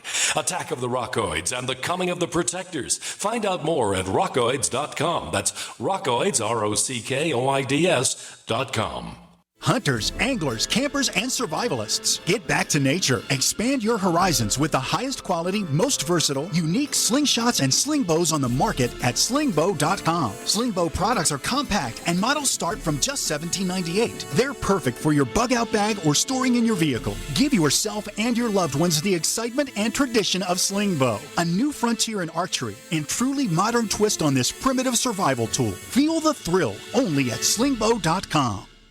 Water is the single most important thing your body needs, so you want to be sure it's the best for you and your family. Since 2005, thousands have depended on Berkey purified water. The Berkey Guy provides the lowest priced filtration systems in every size. For incredibly delicious water now and in an emergency, get to GoBerkey.com or call 877-886-3653. 877-886-3653. GoBerkey.com. If you had purchased $100 of Bitcoin in 2010, today you'd have $2,600,000. While that sinks in, you now have a huge cryptocurrency opportunity at below market price at a guaranteed 10 cents per coin. ProCoin, a coin publicly traded on the open market, easily converted to cash, available in 60 countries, and ProCoin is the only cryptocurrency offering coin-back rewards for consumers and merchants. Take action by August 31st at ProCoinCurrency.net. That's ProCoinCurrency.net. Deadline for 10-cent guarantee is August 31st. Have you checked your Google search results lately? Search results are usually the first impression that people form of you or your business, so make sure that they create a positive impression with ReputationDefender.com. What the internet says about you can have a big impact on your life and your livelihood, even if it's not true. Fortunately, you can now control how you look online and in online search results with ReputationDefender.com. Call 800-831-0771 now. That's 800-831-0771 for your free reputation analysis. If you have negative material from an ex-employee, upset patient, or former client, newspaper article, legal issue, social media, or other source showing up in your search results, you can combat it with ReputationDefender.com. Our dedicated experts in patented technology can help make your online search results look their best. Call 800-831-0771 to learn more. 800-831-0771. That's 800-831-0771. Or visit ReputationDefender.com. Welcome aboard. Your new science fiction adventure is ready to launch. Discover an amazing journey at GalaxyQuestBooks.com. Start a new sci-fi adventure with the Guardian series, a classic sci-fi mystery that starts 500 years in the future. From author D. Arthur Gusner. Series available from Barnes & Noble or Amazon as paperback or ebooks. GalaxyQuestBooks.com, where the adventure begins.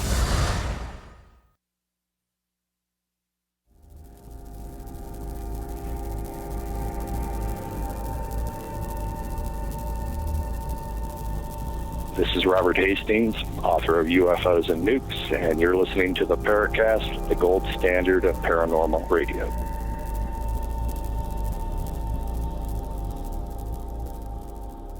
Okay. Now, I think when I started looking at other possibilities for UFOs is when you and I, Alan Greenfield, had that long discussion at a hotel room in Midtown in the 1960s. Alan? It was at the Hilton, because we always stayed at the Hilton. I'm going to reveal something about that. My parents were always in the next room. I never went to New York in the 60s if my parents didn't go along.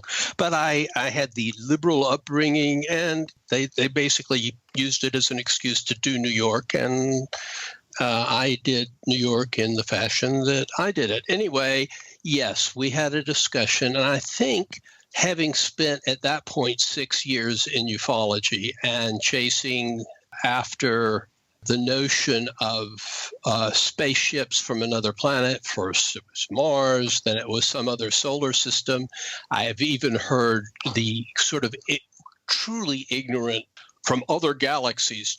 Do these people actually understand the distances between galaxies? Anyway, so we'll leave that to the late Carl Sagan floating above us even now in one sense or another. We concluded that there had to be another way to look at this.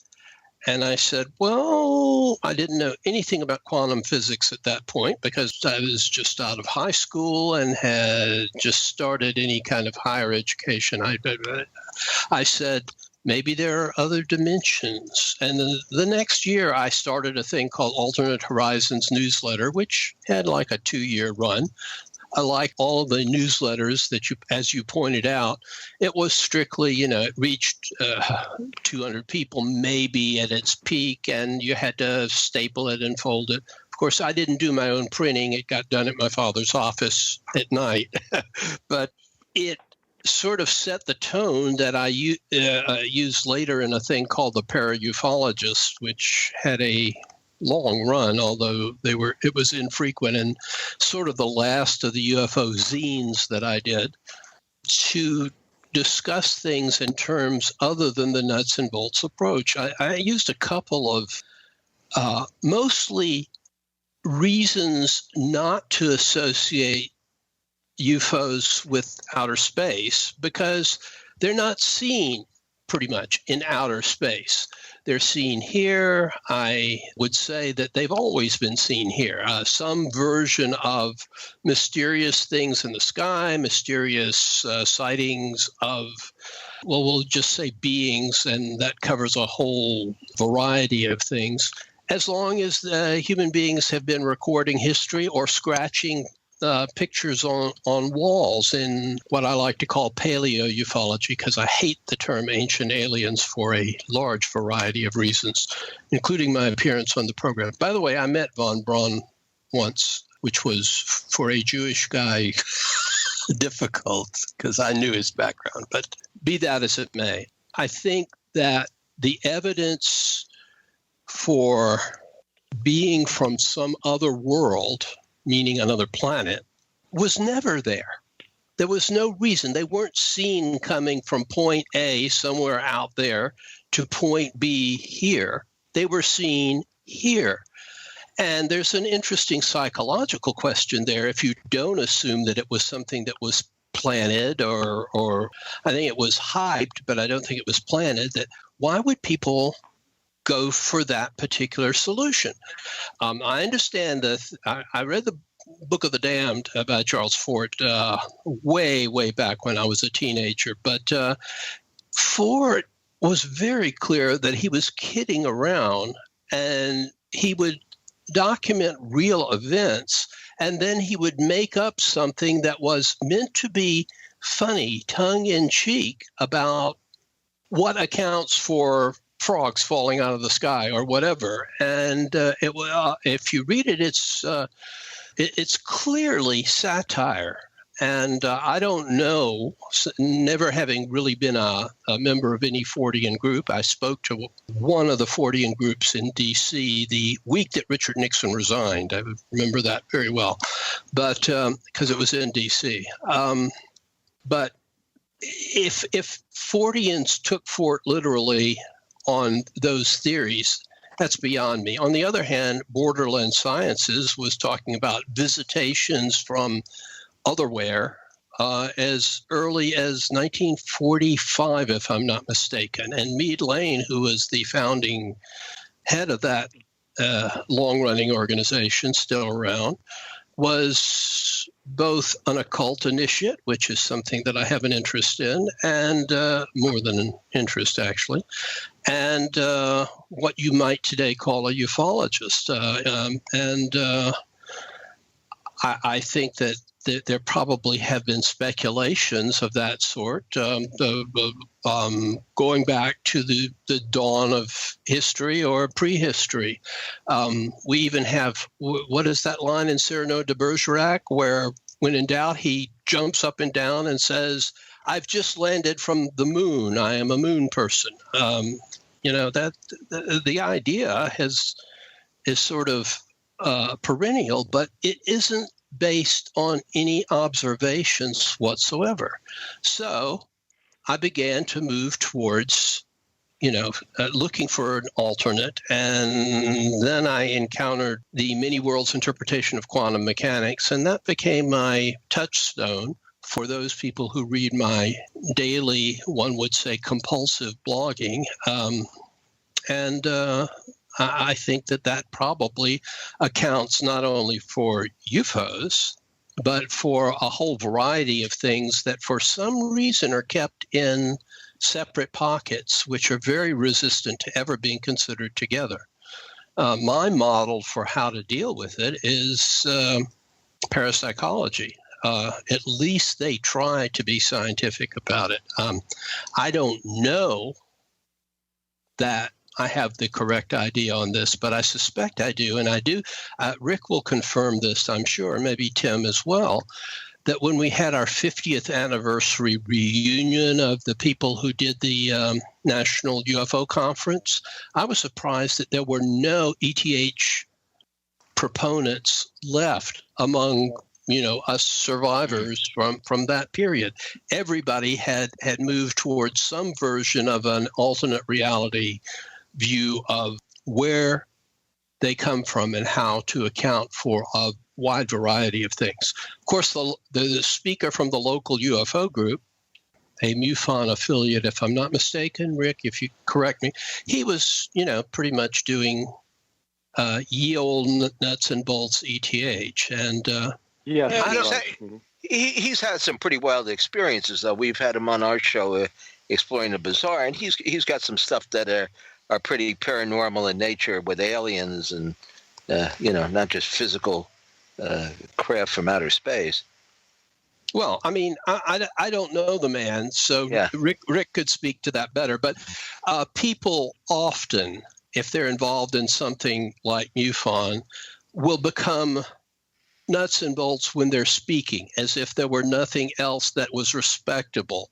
And respectability is not what ufology or science should ever be about. It's always, in my opinion, something that tries to venture beyond what we know now or think we know now and what might be, and then trying to find evidence that confirms or disconfirms it. You know what? I want to hear from Rick Hilberg next. He hasn't had a lot of participation. And also, I want to get some comments from Randall, and we'll get into the evolution of thinking from Jerry Clark. But now, Rick, we have just a few seconds left in this segment. We'll go on with the next one. Since Alan is deferring to you there, why don't you pick up on it, and then we'll make this a two-part answer. Go ahead. Well, regarding, the nuts and bolts people and MUFON and whatnot, I think that's where we're going right now. I think MUFON as an organization has evolved a great deal over the past few years. At one time, it was, purely nuts and bolts. But if you look at some of these symposiums that they've, put on in the past few years, there's all sorts of, other things creeping in, not only paranormal subjects, but like I think the one of the topics at this past MUFON convention was the secret space fleet. You know what? We're going to break there because we've covered that extensively on the show. And neighbors, on this weekend's edition of After the Paracast, we'll be featuring more discussion from me, J. Randall Murphy, Alan Greenfield, and Jerome Clark. You have to be a member of the Paracast Plus to hear it. We've got Rick Hilberg, we've got Jerome Clark, Alan Greenfield, Tim Beckley, Randall Murphy. You're in the Paracast.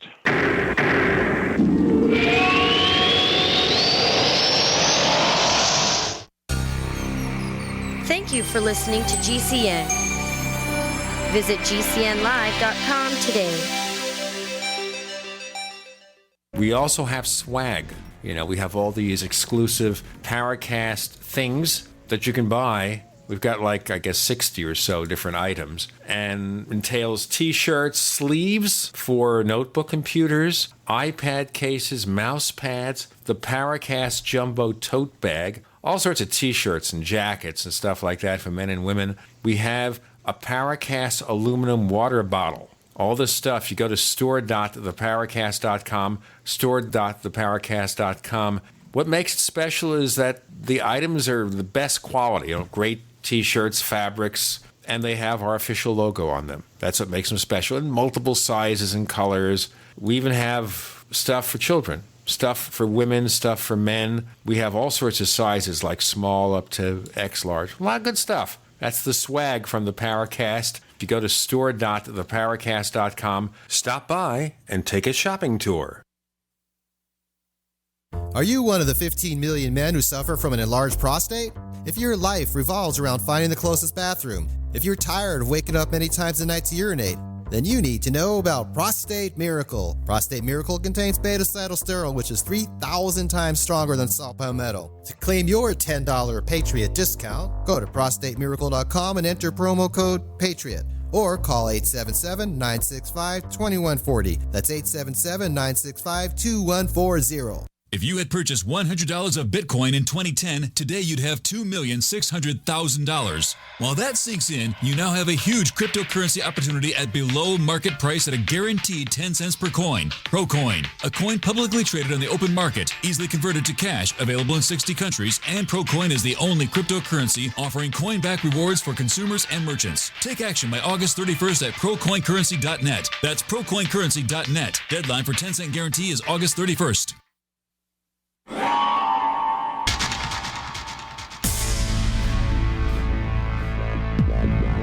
Welcome back to the Paracast, the gold standard of paranormal radio. And now, here's Gene Steinberg.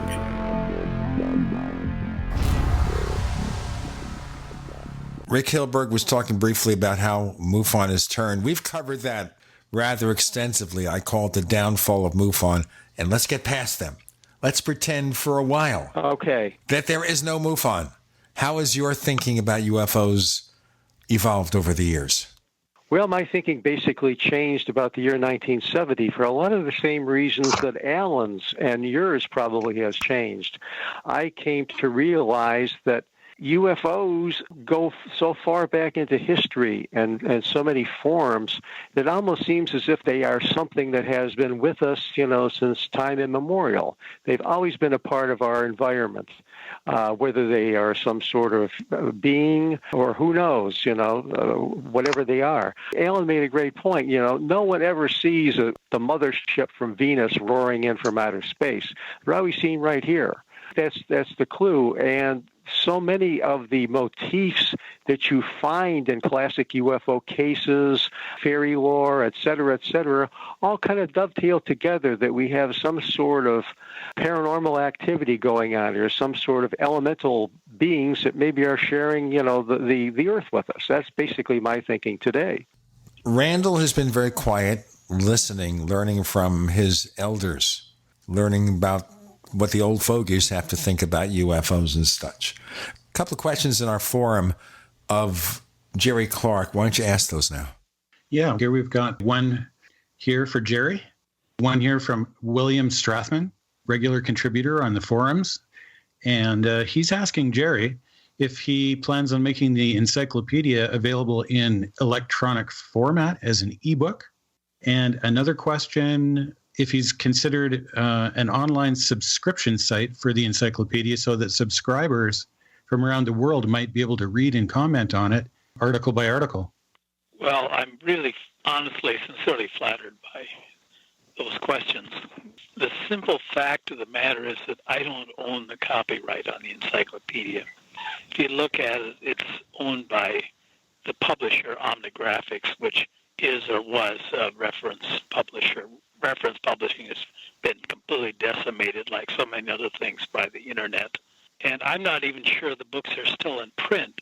Some years ago, I was approached by a university press to have the books published in affordable trade paperback versions by this university press. And so I went to my publisher, which still, at least then, still existed in some skeletal form.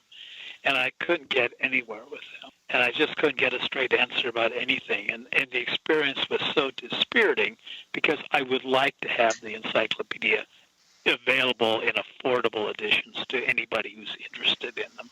But I just don't know what to do. I'm afraid that I'm going to have to say that no, there are no plans like that, although both of these suggestions are excellent ones. Just a fast question, Jerry. There is no successor company you can contact for this publisher? Omnigraphics, for which my wife used to work. She used to go to the office every day. In fact, that's how we met, because she was the editor on the series. But there is a small skeletal staff, and they must publish something. But I even knew the people that I was dealing with, and I couldn't get a straight answer out of them. I don't think they knew what to do themselves about it. It was just a very strange and frustrating episode. Now, when does the copyright expire on this book? 75 years. Not in my lifetime, unfortunately. Something you could do, though, Jerry, and if you could have a website put together where you do allow people to comment on it article by article, and I believe that fair use guidelines would allow for the reference to the article and some brief quotes from it, and that would allow some of it to get out that way, and you could respond to it personally if you were so interested in doing something like that. Also, though, too, unless it was a straight buyout from the publisher, unless they've sent you royalty statements and royalty payments, the contract would probably be null and void. I mean, I've gone through this with publishers, too. They're out of business. If a publisher is deceased, for example, who's going to complain? But some of these early UFO magazines that pretended to buy the rights, they're not in existence, and the publishers are out of business. So who's going to voice an objection to it? Yeah, but he can't take that chance. You know what, Tim? I got an idea, Tim. You're a publisher. Yes. Why don't you talk to Jerry? Maybe you contact the publisher and say, I might like to republish some of this book. Yeah. What can we work out? And see what they do. And the worst they can say is no. You know, they can say no, or they can say no way unless you give us all sorts of money. But this book is not generating income for them. There never was much money in UFO publishing, and now I'm afraid there's less than ever, because everybody has become an author and a publisher with the advent of online publishing. I mean, it's whittled away whatever the sizable market that there was. I mean, if I could tell you the number of books I was selling in the 80s, it was, for this type of material, astronomical. And today it's far from astronomical. Jerry, let's move beyond that. Maybe Tim has some ideas for you, because I'd love to see something happen here, not just have a moribund publisher kind of lock you up. How is your thinking about UFOs, Jerry Clark, morphed and or changed over the years? Well, as I've been listening to these interesting accounts of people's evolving ideas about UFOs, and I've been thinking about how am I going to express mine succinctly. So this is as succinctly as I can get. I'm not going to go into the history. I'm just going to say that sometime in about 10, 15 years ago, it came to me that we're dealing with two things. We're dealing with event anomalies and experience anomalies. And event anomalies are things that are potentially verifiable in the world that seem to operate according to conventional laws of physics and are solvable. They're unexplained but not inexplicable. Experience anomalies are the high strangeness phenomena that people report but don't seem to exist outside people's experiences of them. Now, these are extraordinarily anomalous experiences. They're not hallucinations. You can't put them in any kind of conventional category. But their genesis is quite complicated, having to do with human consciousness, ideas from the culture, traditions of the supernatural. And the problem is, I think, that we conflate event anomalies with experience anomalies. And sometimes the two phenomena may look alike and have a surface similarity, but are actually phenomenologically very, very different. In the last 10, 20 years, my interest has been almost entirely focused on experience anomalies, and I've written extensively on them. Most of my writing these days appears in Fortean Times, and I have a feature article coming out before the year is out in Fortean Times called Wilson Experience Anomaly, which is a case history of an experience anomaly. I lectured on experience anomalies to the Society for Scientific Exploration in 2008 when I won the Tim Dinsdale Award for Scholarship in Anomalies. And that's really what I'm interested in now. I'm interested in just how anomalies are experienced, not so much in how they're verified, because I think that event anomalies are actually probably the smallest part of the picture. And experience anomalies are simply so far beyond current knowledge that all we can talk about is how they happen, how they perceive, what the mechanics of them are, without having any idea about what generates them, what's behind them. We just know how they're experienced, and they go all the way from fairy lore encounters with divine beings, UFO abductions. There's just a whole range of things that appear that are experienced in different kinds of cultural contexts, but all are experienced vividly. That people are not mistaking what's happening to them. It's really happening to them. But what they think is happening to them may not be what is really happening to them. And we're dealing with something that really, as I say, is just simply so far beyond current knowledge, it's very difficult to talk about more specifically. We got more to come. Jerome Clark, Rick Hilberg, Alan Greenfield, Tim Beckley with J. Randall Murphy. You're in the Paracast.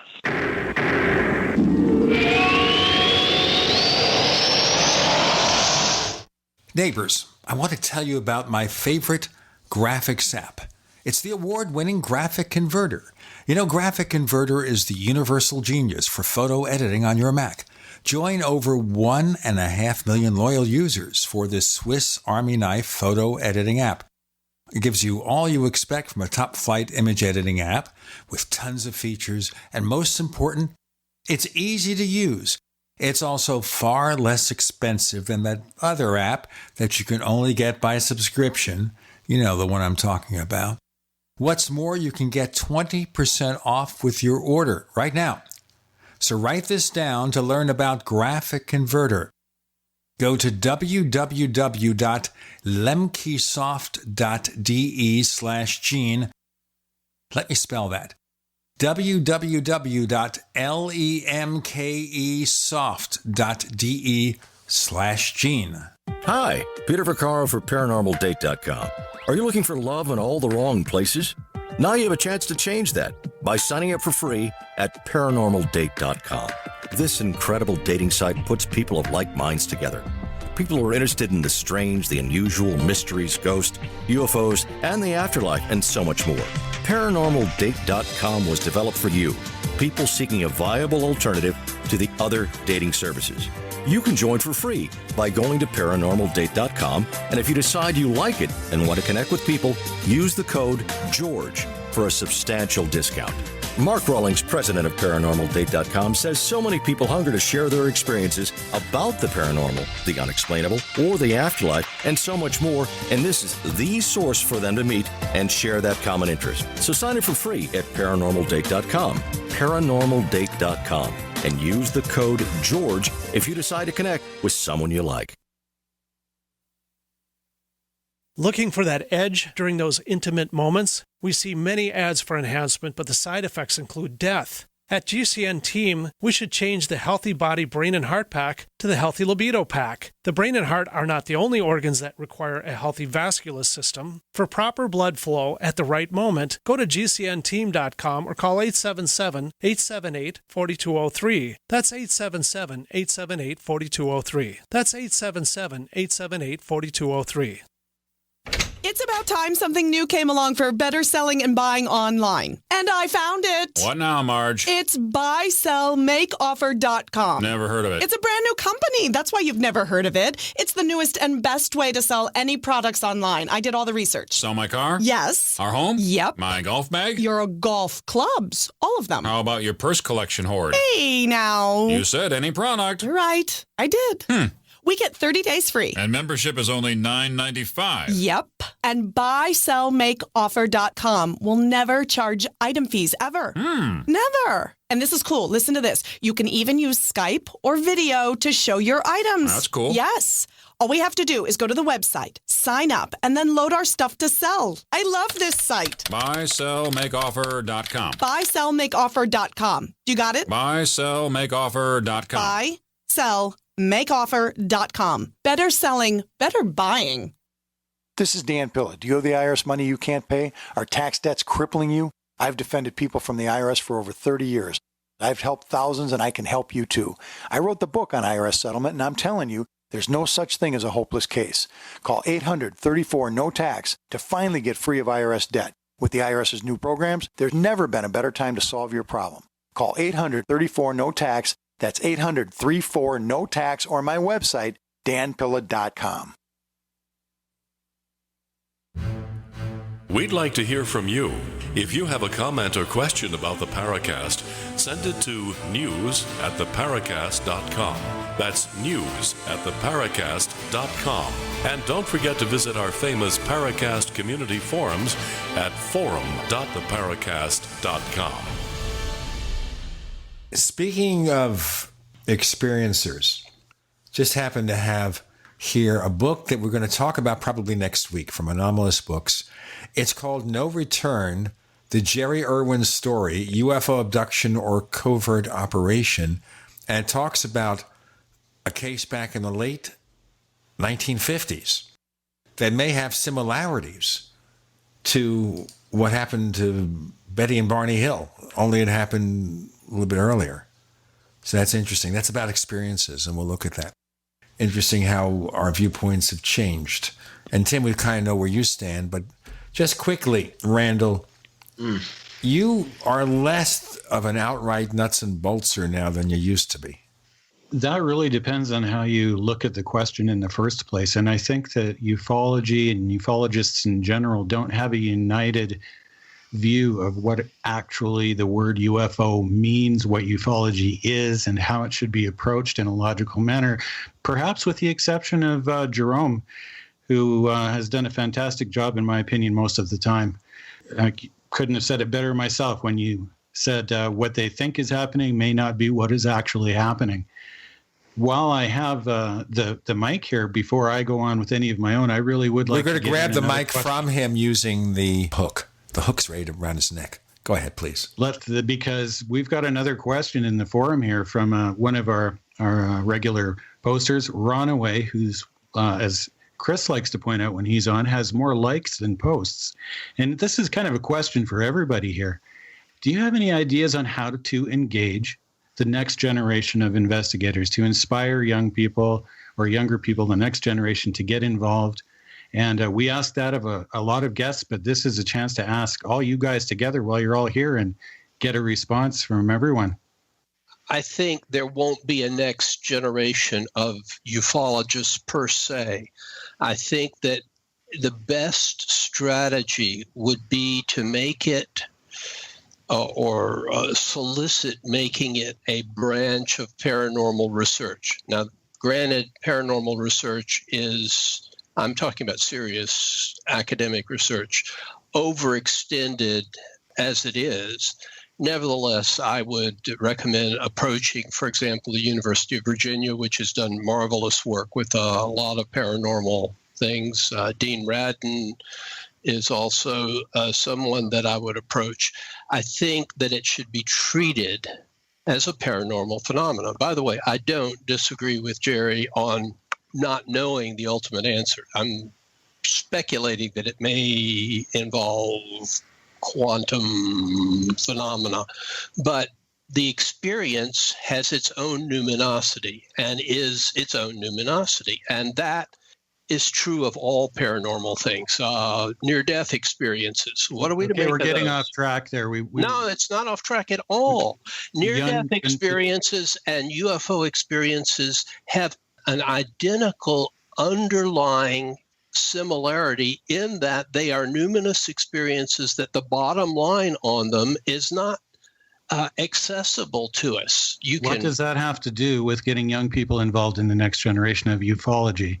That's the question. So let's... Yes, I answered that. Okay, let's move on to the next guest. Okay. Who else can step in there? I've always wondered, actually, why, there seems to be some evangelistic attitude among those in UFOs that we've got to pass this on. In most cases, now not in all the cases, but it seems that the most people who get involved in this are those that have some sort of experience. I can come to your house, let's say that I'm a member of some, religious group, and I can knock on your door and try to convert you to my way of my belief system, but you're probably going to end up slamming the door in my face. And I think it's the same way with UFOs. I don't see any reason really. People that are interested in this and have an experience will gravitate to this by themselves. I don't think that there's anything really that you could do to pop up that interest. It could be that they still read a book, maybe they watch an episode of Ancient Aliens, or it could be that some sighting above their house, just like mine at the age of 10, got me involved in this. I don't know whether this is something that you can pass down to another generation. They will find it if that's their calling in life. That's a really interesting answer. So you're saying, well, maybe we shouldn't really focus on that as much as just let it evolve organically with the next generation and see what comes of it. Interesting response. Yeah. Well, I don't. How can you give this to somebody if they're not interested in it? You can't push it down their throat. And academia, for example, has little interest in it, so they're not going to learn about it in school. In fact, if anything, we're now told that the teachers shouldn't accept even book reports and things along that line if they deal with any of these subjects. Thank you, James Randi, and other skeptics. Okay, how about next guest who hasn't weighed in on this one yet? Rick Hilberg. Well, this is Rick. My feeling on the whole thing is that it's true that people drift in and out of the UFO field, whatever we want to call it, ufology, whatever. Most people get into it and they take a nuts and bolts approach at first. They try to gather evidence. They try to do this. They try to do that. And they find out that they're not getting any answers. They're not finding what the UFOs actually are. I know when we all started out back in the 60s, hell, in the club news section, your organization, my organization, we all wanted to get to the bottom of this. We wanted to solve the UFO mystery. Well, it's unsolvable. It's a very personal thing, and I think we all have to get involved with it and evolve with it. And I think people who spend too much time on the nuts and bolts approach are doomed to failure, and they're going to drop out. It's a very personal, almost spiritual experience. Well, that is a fault of MUFON. Let's go on past MUFON. Jerry Clark, your observation. Well, I think one thing we need to do, and not we here because we're victims of history like everybody else, but we grew up with the UFO phenomenon, and we went through all the various crazes and phases and so on, and looked at it from this direction, that direction. That's inevitable and that's healthy. But I think that as I listen to a lot of the conversation, I just feel like we're still stuck in old feuds and old dichotomies, old debates. I don't know that the next generation, whoever it is, will be stuck in that. I think that they're going to come and they're not going to worry about nuts and bolts or psychic phenomena or those things. I think they're going to take a fresh look at it and just look at the evidence. I think that one lamentable thing that happened to our generation, and I don't blame anybody because it's really inevitable, and that is the kind of binary thinking that nuts and bolts versus high strangeness cases. I think that we just need to understand that UFOs may be more than one thing. Let's continue on that theory, Jerry, in our next segment. Jerome Clark, Rick Hilberg, Tim Beckley, Alan Greenfield, J. Randall Murphy. You're in the Paracast.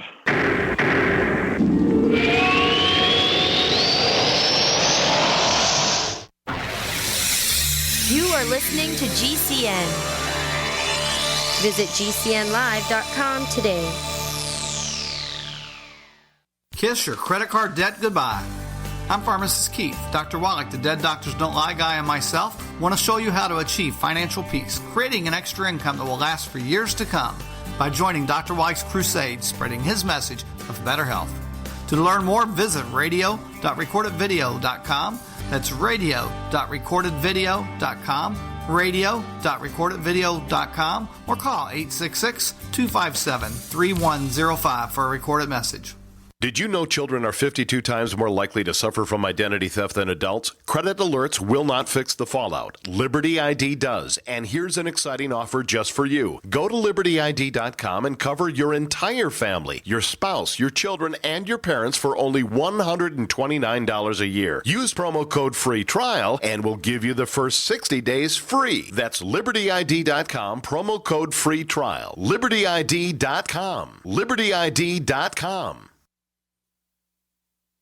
Have you checked your Google search results lately? Search results are usually the first impression that people form of you or your business. So make sure that they create a positive impression with ReputationDefender.com. What the internet says about you can have a big impact on your life and your livelihood, even if it's not true. Fortunately, you can now control how you look online and in online search results with ReputationDefender.com. Call 800-831-0771 now. That's 800-831-0771 for your free reputation analysis. If you have negative material from an ex-employee, upset patient, or former client, newspaper article, legal issue, social media, or other source showing up in your search results, you can combat it with ReputationDefender.com. Our dedicated experts in patented technology can help make your online search results look their best. Call 800-831-0771 to learn more. 800-831-0771. That's 800-831-0771. Or visit ReputationDefender.com. Attention business owners and independent contractors. This is a money-saving message from Tax Mediation Services. If your business owes $20,000 or more in taxes, we can help you today, right now. Listen, dealing with the IRS is no picnic. It's an intimidating and extremely stressful process, and you don't want to go it alone. Our attorneys know every law, every tax break, and every possible opportunity to help you resolve and reduce your tax debt. And if you owe more than $20,000, you may be at the top of their hit list. So don't take your tax debt lightly, because it will not go away on its own. The IRS can seize your bank accounts, your home, and even shut down your business. Call our tax experts today at 1-800-765-9681 and let us deal with the IRS while you focus on your business. That's 1-800-765-9681. Again, that's 800-765-9681. How did you become addicted? A friend? Were you at a party and someone said, "Hey, try this"? Then you got the cold sweats and started shaking. And the more you did it, the more it didn't work. So you switched to the needle. Now you're a train wreck. Drinking, drugging, broke. Your family hates you, and you hate you. Get out of your hell on earth now. Call the Detox and Treatment Helpline today for immediate help. In many cases, your insurance may cover the costs. We can't guarantee it, but we can guarantee we have what you need to change your life for the better. Pick up your cell phone and call right now. 855-700-2979. 855-700-2979. 855-700-2979. That's 855-700-2979.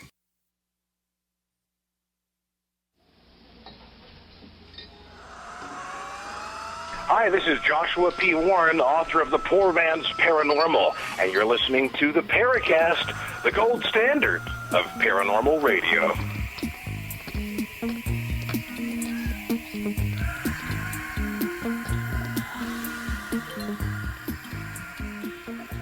So the question was, of course, getting young people interested in this, and Jerry Clark talking about binary thinking, either or, that sort of thing. Let's continue with that, Jerry. Yeah, I think that, where the extraterrestrial hypothesis is concerned, which I continue to be open-minded about, it just doesn't interest me as much as it used to, but that doesn't mean it's invalid.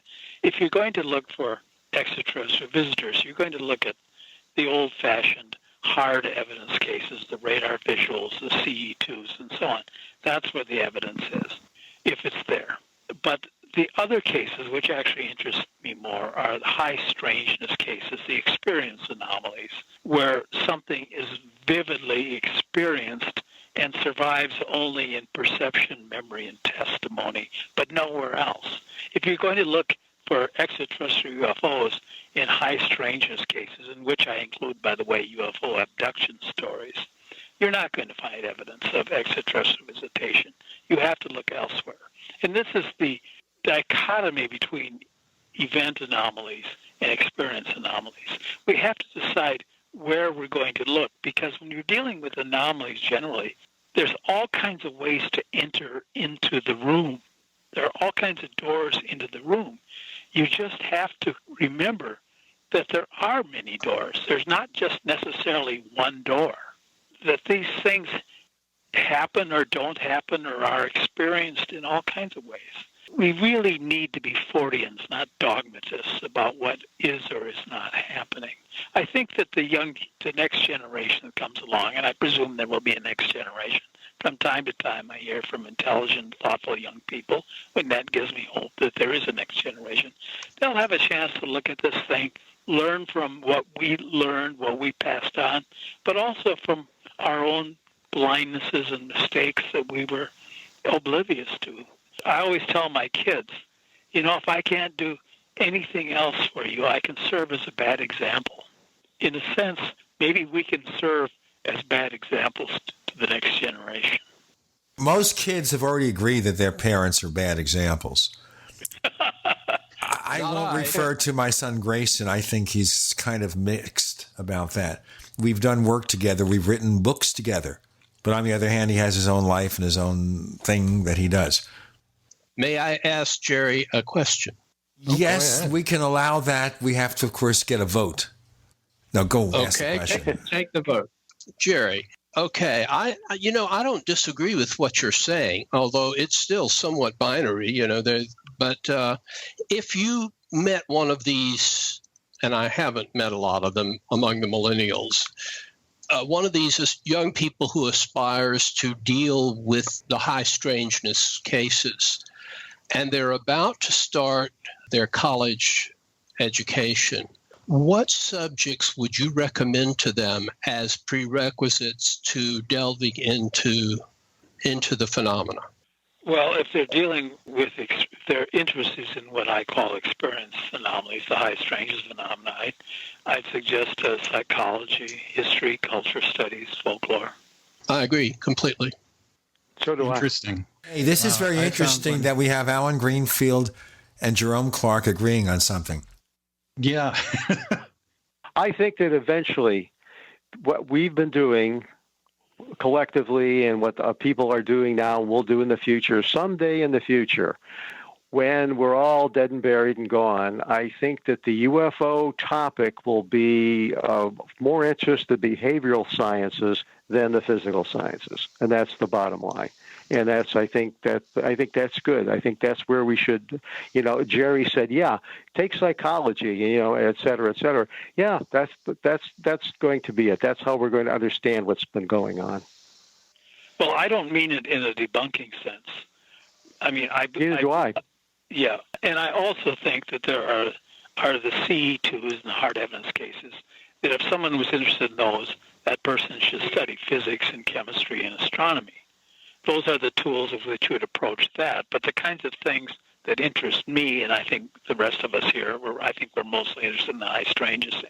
I think that these things are filtered through culture and history, and that's, we have to have a firm understanding of those things just to understand the kind of mental processing that creates these, or at least gives form to these experiences. Well, one of the problems here is that we don't have any really good, at least as far as I know, substantial cases like we did back in the, years ago. Most of the things that we hear about are of the high strangeness situation. So we're just not presented with really good hardcore cases to investigate. Now, let me ask you something before we go on, before you continue with that premise, Tim.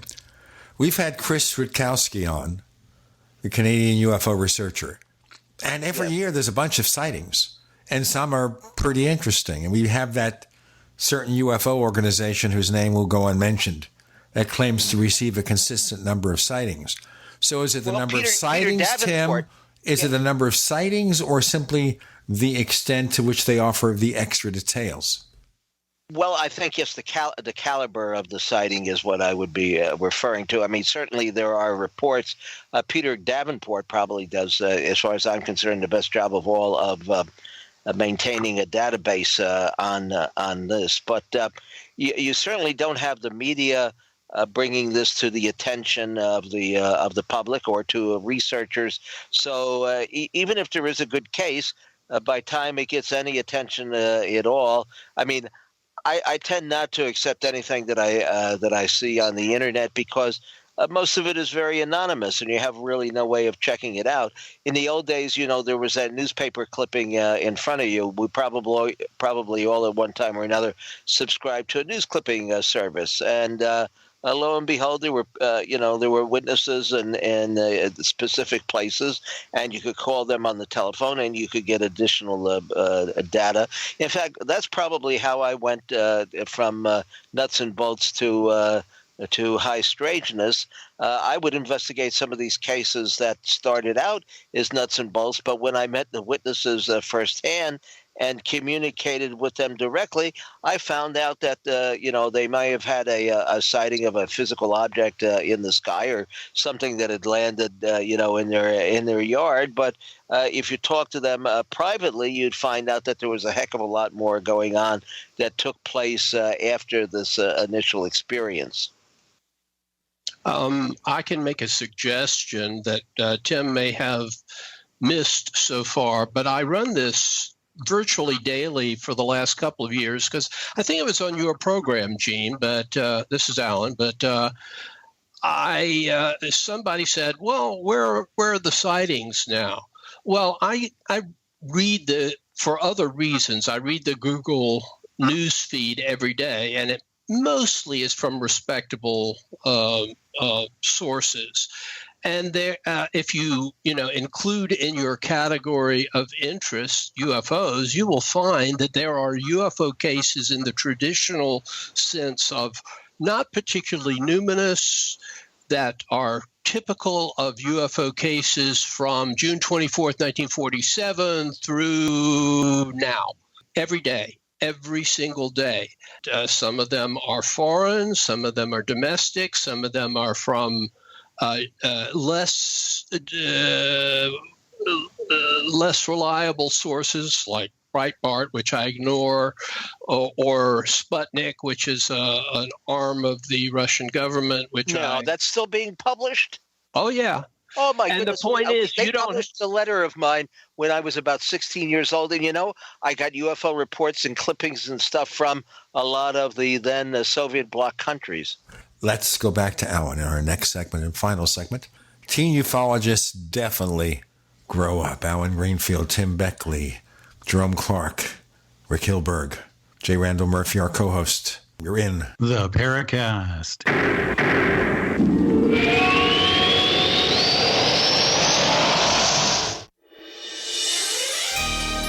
Thank you for listening to GCN.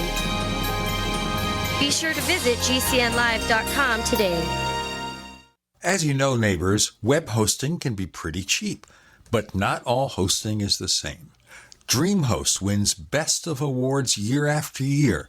You get unlimited disk space, unlimited bandwidth, and even the low-cost plans put your sites on high-performance SSDs. Want to know more about what DreamHost has to offer? Go to technightowl.com/host. Once again, that's technightowl.com/host. First came Attack of the Rockoids, and it was a critically acclaimed success. And now there's The Coming of the Protectors. A former military intelligence man is contacted by a space woman in a dream that turns out to be a nightmare because evil forces on her distant planet are planning to conquer the Earth. This is gripping science fiction of the classic kind. Attack of the Rockoids and The Coming of the Protectors. Find out more at rockoids.com. That's Rockoids, ROCKOIDS.com. It's a no-brainer. A Big Berkey water filter is the one you need, period. You need a water filter that removes chlorine, fluoride, pharmaceuticals, BPA, and other endocrine disruptors, pesticides, bacteria, viruses, and much more, right? And does it all at only 2 cents per gallon. Get the original and most trusted name in gravity water filtration, Big Berkey. And now GCN listeners receive 5% off ceramic filter systems using code GCN. Call or click 1-877-99-BERKEY or BigBerkeyWaterFilters.com. That's 1-877-99-BERKEY. Maybe not today, maybe not tomorrow, but soon you'll need a plan and place to survive. Forget bunkers. You're not a live underground gopher. You need survivalist camps, the ultimate fully functional, off-the-grid mobile survival bug-out house that's well-equipped and custom-built to outlast any other RV or trailer. Bold statement? You bet. See them now at survivalistcamps.com. That's survivalistcamps.com. Trust your family's survival to survivalistcamps.com. Being self-reliant is about being prepared and to do what you need to have your own source of renewable energy. Portable Solar LLC offers the most powerful EMP-hardened solar system on the market that is transportable from place to place. And the best part, it's very affordable. Contact them at portablesolarllc.com or call for details at 972-575-8875. Soul Arc EMP-hardened solar generator energy insurance for your family or business. Call Portable Solar LLC today or go to portablesolarllc.com to check out their patent-pending technology. Are you happy washing your hands with harsh chemicals? Are you happy doing laundry with detergents? Are you happy paying high prices? Find your happiness with Pure Soap. These all-natural, earth-friendly Pure Soaps are the very best you've ever used. Buy in bulk. Get a 12, 36, or 48-month supply, or get items individually and still save big. You're getting soap products twice as good as what you're using now. Earth-friendly and natural soaps. Your family deserves the best. Happiness is 5starsoap.com. Why not put your money up the drain for a change? See them at 5starsoap.com or call 1-800-340-7091 for a catalog. Cal Ben Soap Company can save you thousands of dollars and give you good old-fashioned real soaps that are triple concentrated. Soaps made from vegetable and coconut oils. See their full selection of soaps at 5starsoap.com. That's F-I-V-E starsoap.com. Or call 1-800-340-7091 for a catalog. Ralph, remember when you said you were going to start paying more attention to your health and now you're eating potato chips? Just a few. A few, okay, but you should be eating Superberry's Aronia berries. Aronia what? Aronia berries from superberries.com. They're known for having one of the highest levels of antioxidants that helps with overall wellness. Go to superberries.com/radio. And right now we get a free smoothie recipe book with our order. Plus we can save $4 at checkout. Wow, look at all the benefits of these berries. I know, Ralph, I know. Choose health. Eat purple. Superberries.com.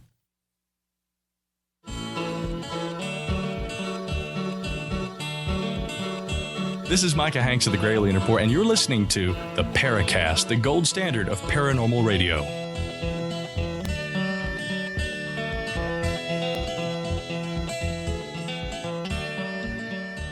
The Google News feed has your typical UFO cases every single day. When I check Google News, I indicate UFOs as one of the topics I look for, and there's always something there. Yeah, that actually, for some reason on my feed, it comes out as two different ones. But, you know, you check beyond the sources. But I will reprint those if they allow reprinting on my blog, not because I'm particularly interested in that type of case now, but because a lot of my readers are. And also, I do want to refute that notion that is out there that where are the UFOs? Actually, the number of sightings this past year exceeded anything in the past 5 years. It's sort of like global warming. If you graph it, it's very interesting, but doesn't prove anything one way or the other. Yeah, but it's important to note that ordinary UFO cases are still out there for anyone who would care to investigate them beyond, you know, a news clipping, so to speak. Well, I think in the news, what we see a lot of the times is just someone will put UFO or flying saucer or something strange just as part of the headline in order to get those people who are interested to pick up the story. It's a attention getter. It's part of the fake news thing. So how do you differentiate between something that's fake news and something that isn't? Well, remember, first of all, that's called clickbait. You say something. The other thing is you say something nasty about Apple Incorporated. You know, the iPhone 8 is going to be a big failure. That's a clickbait also. If it's New York Times or the London Times or a number of other things, first of all, fake news is a term that I find reprehensible, but we're liable to lose the First Amendment if we continue to use terminology like that. But having said that, I don't reprint sightings that don't seem to have some meat on the bones. Yeah. But if I just put out the basic information, and if someone who is interested in what was that term that you used, Jerry, for the more traditional cases of things that event anomalies, then they have that starting point of people in X saw phenomena Z, and usually it gives names, real names, and you can go from there if you're into that kind of investigation. That's just not where I'm at. I'm more likely to refer people to William James and the varieties of religious experience than I am to Donald Kehoe and the variety of flying saucers top secret. I think the early UFO literature, which I read I returned to when I was working on the encyclopedia, it's not completely worthless. I mean, there's stuff there that's recorded, and that's all good, and that helps us. But generally, it's the theorizing, the understanding And I'm not pointing fingers because I understand where they were back then, but it's pretty primitive. There wasn't a lot of really kind of serious thinking, and that includes serious thinking about the extraterrestrial hypothesis back then. It was all pretty superficial. It was all amateurs. Even the people that worked on the Air Force project, which people seem to think discovered something of significance, they were not particularly trained in that area. It's like the old saw about cops are reliable witnesses for UFO cases, so you can trust. Those cases are not necessarily any better than anybody else. Cops are human beings, and at 4 o'clock in the morning and Venus rises and they're in a moving car, it'll stop when you stop and go when you go. Back in my days when I was doing field investigations, that was like the first thing I asked for. Did it look like a morning star? Well, yeah, sort of like one thing that really, among the many surprises that I experienced while I was researching the encyclopedia volumes, was how good NICAP's investigations were. NICAP had these field organizations.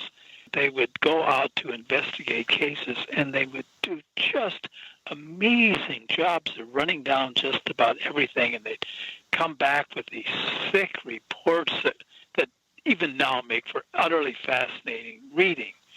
But you'd read the NICAP UFO investigator, and all you would read was blasting the Air Force. There was no indication that these real in-depth field investigations by capable people, hardworking people, were going on. And so NICAP, I was able to draw on a lot of those field reports in the encyclopedia, which I realized was the first time that these investigations got a full exposure. NICAP, in a sense, was its own worst enemy. Well, Kehoe wanted it to be a lobbying organization. Let's get congressional hearings. I'm working to put NICAP out of business. He said all those things. Just down from the corner of DuPont Circle and Connecticut Avenue, where Gene was thrown out of the office for reasons unknown. Otherwise, I would have never met Valet, Hynek, or Ray Palmer. So thank you, Gene. Well, I feel so happy to be thrown out of NICAP, except that I met up with Richard Hall maybe a decade later, and we shook hands. And he realized, I think then, that he was way out of turn. We've talked about that 1,001 times, so I'm not going to bother with it now. Some of our people here still have ventures to publicize. So, Tim Beckley, very briefly, if listeners want to know about the things you do, tell them where to go. Okay. The two latest books would be The Matrix Control System of Philip K. Dick and My Synchronicities, all about 50 of them. These are very wild. I mean, we're not talking about looking at the clock and seeing 444 or thinking about somebody in the, they call them the telephone 2 days later, and the Nazi UFO time travelers. And, of course, if you want to get a free newsletter or be on the mailing list, just drop me an email at mrufo8@hotmail.com. We still publish a print catalog and a newsletter, and, of course, we're online as well. Rick Hilberg, you're still doing stuff. Yes, I am. I've been publishing continuously since 1962. Currently, I am the editor and publisher of Flying Saucer Digest. Just celebrated our 50th anniversary. Since about 1997, I've been spending a lot of time on historical research, going over these old cases, cataloging stuff, putting it together, retrospective kind of stuff. Whether it's good or not, it just fascinates me. So I've done about 18 or 20 small books on the subject over the years. If you want to contact me, just find me on Facebook, Hilberg, Hilberg. You can send me a message, and I'll send you a free sample copy of FSD. Jerry Clark, you got anything going we can check out? All of my writing, my anomalies writing, appears in 40 Times, and that's features, essays, and reviews. My last two books, Hidden Realms and Unexplained, are available through the usual sources. I'm out of the book writing business, but I'm not out of thinking about anomalies and writing about them. Alan Greenfield, quickly. Who are you talking to? I have a new book that's in the works. The working title is God Never Does the Same Thing Twice, which is a quote from the Rabbi of Bratislav, but the publisher may change the title because God sells to a different audience than mine. And Complete Rite of Memphis, revised edition, is still going strong. And there is the complete, COMPLETE, Secret Cipher of the Euphonauts, which includes both Secret Cipher of the Euphonauts and Secret Rituals of the Men in Black, pioneering in its area. And a publisher called Paranoia Publishing has it out. They do pay royalties, so please buy it. Okay, very good. You can find us on Twitter if you look for the Paracast. You can find 2 Paracast fan clubs on Facebook. You can also subscribe to the Paracast Plus. Go to theparacast.com. You get the commercial-free version of this show, better quality audio, the After the Paracast podcast, where you never know what's going to happen next, and other stuff, and that new TV show Haunted from Paul Kimball. We're going to have 1 or 2 exclusive videos from there. Your co-host was J. Randall Murphy. Jerry Clark, thanks for joining us on the Paracast. Well, thank you for having me. It was fun. Always is. Rick Hilberg, thank you so much. Thank you. It's good talking to all of you old geezers again. Oh, in Greenfield, thank you. I am not an old geezer. I'll see you in time. Tim Beckley, thank you for joining us. Well, I still have all my hair, and I'm glad to be on. And hello to everybody, and good night.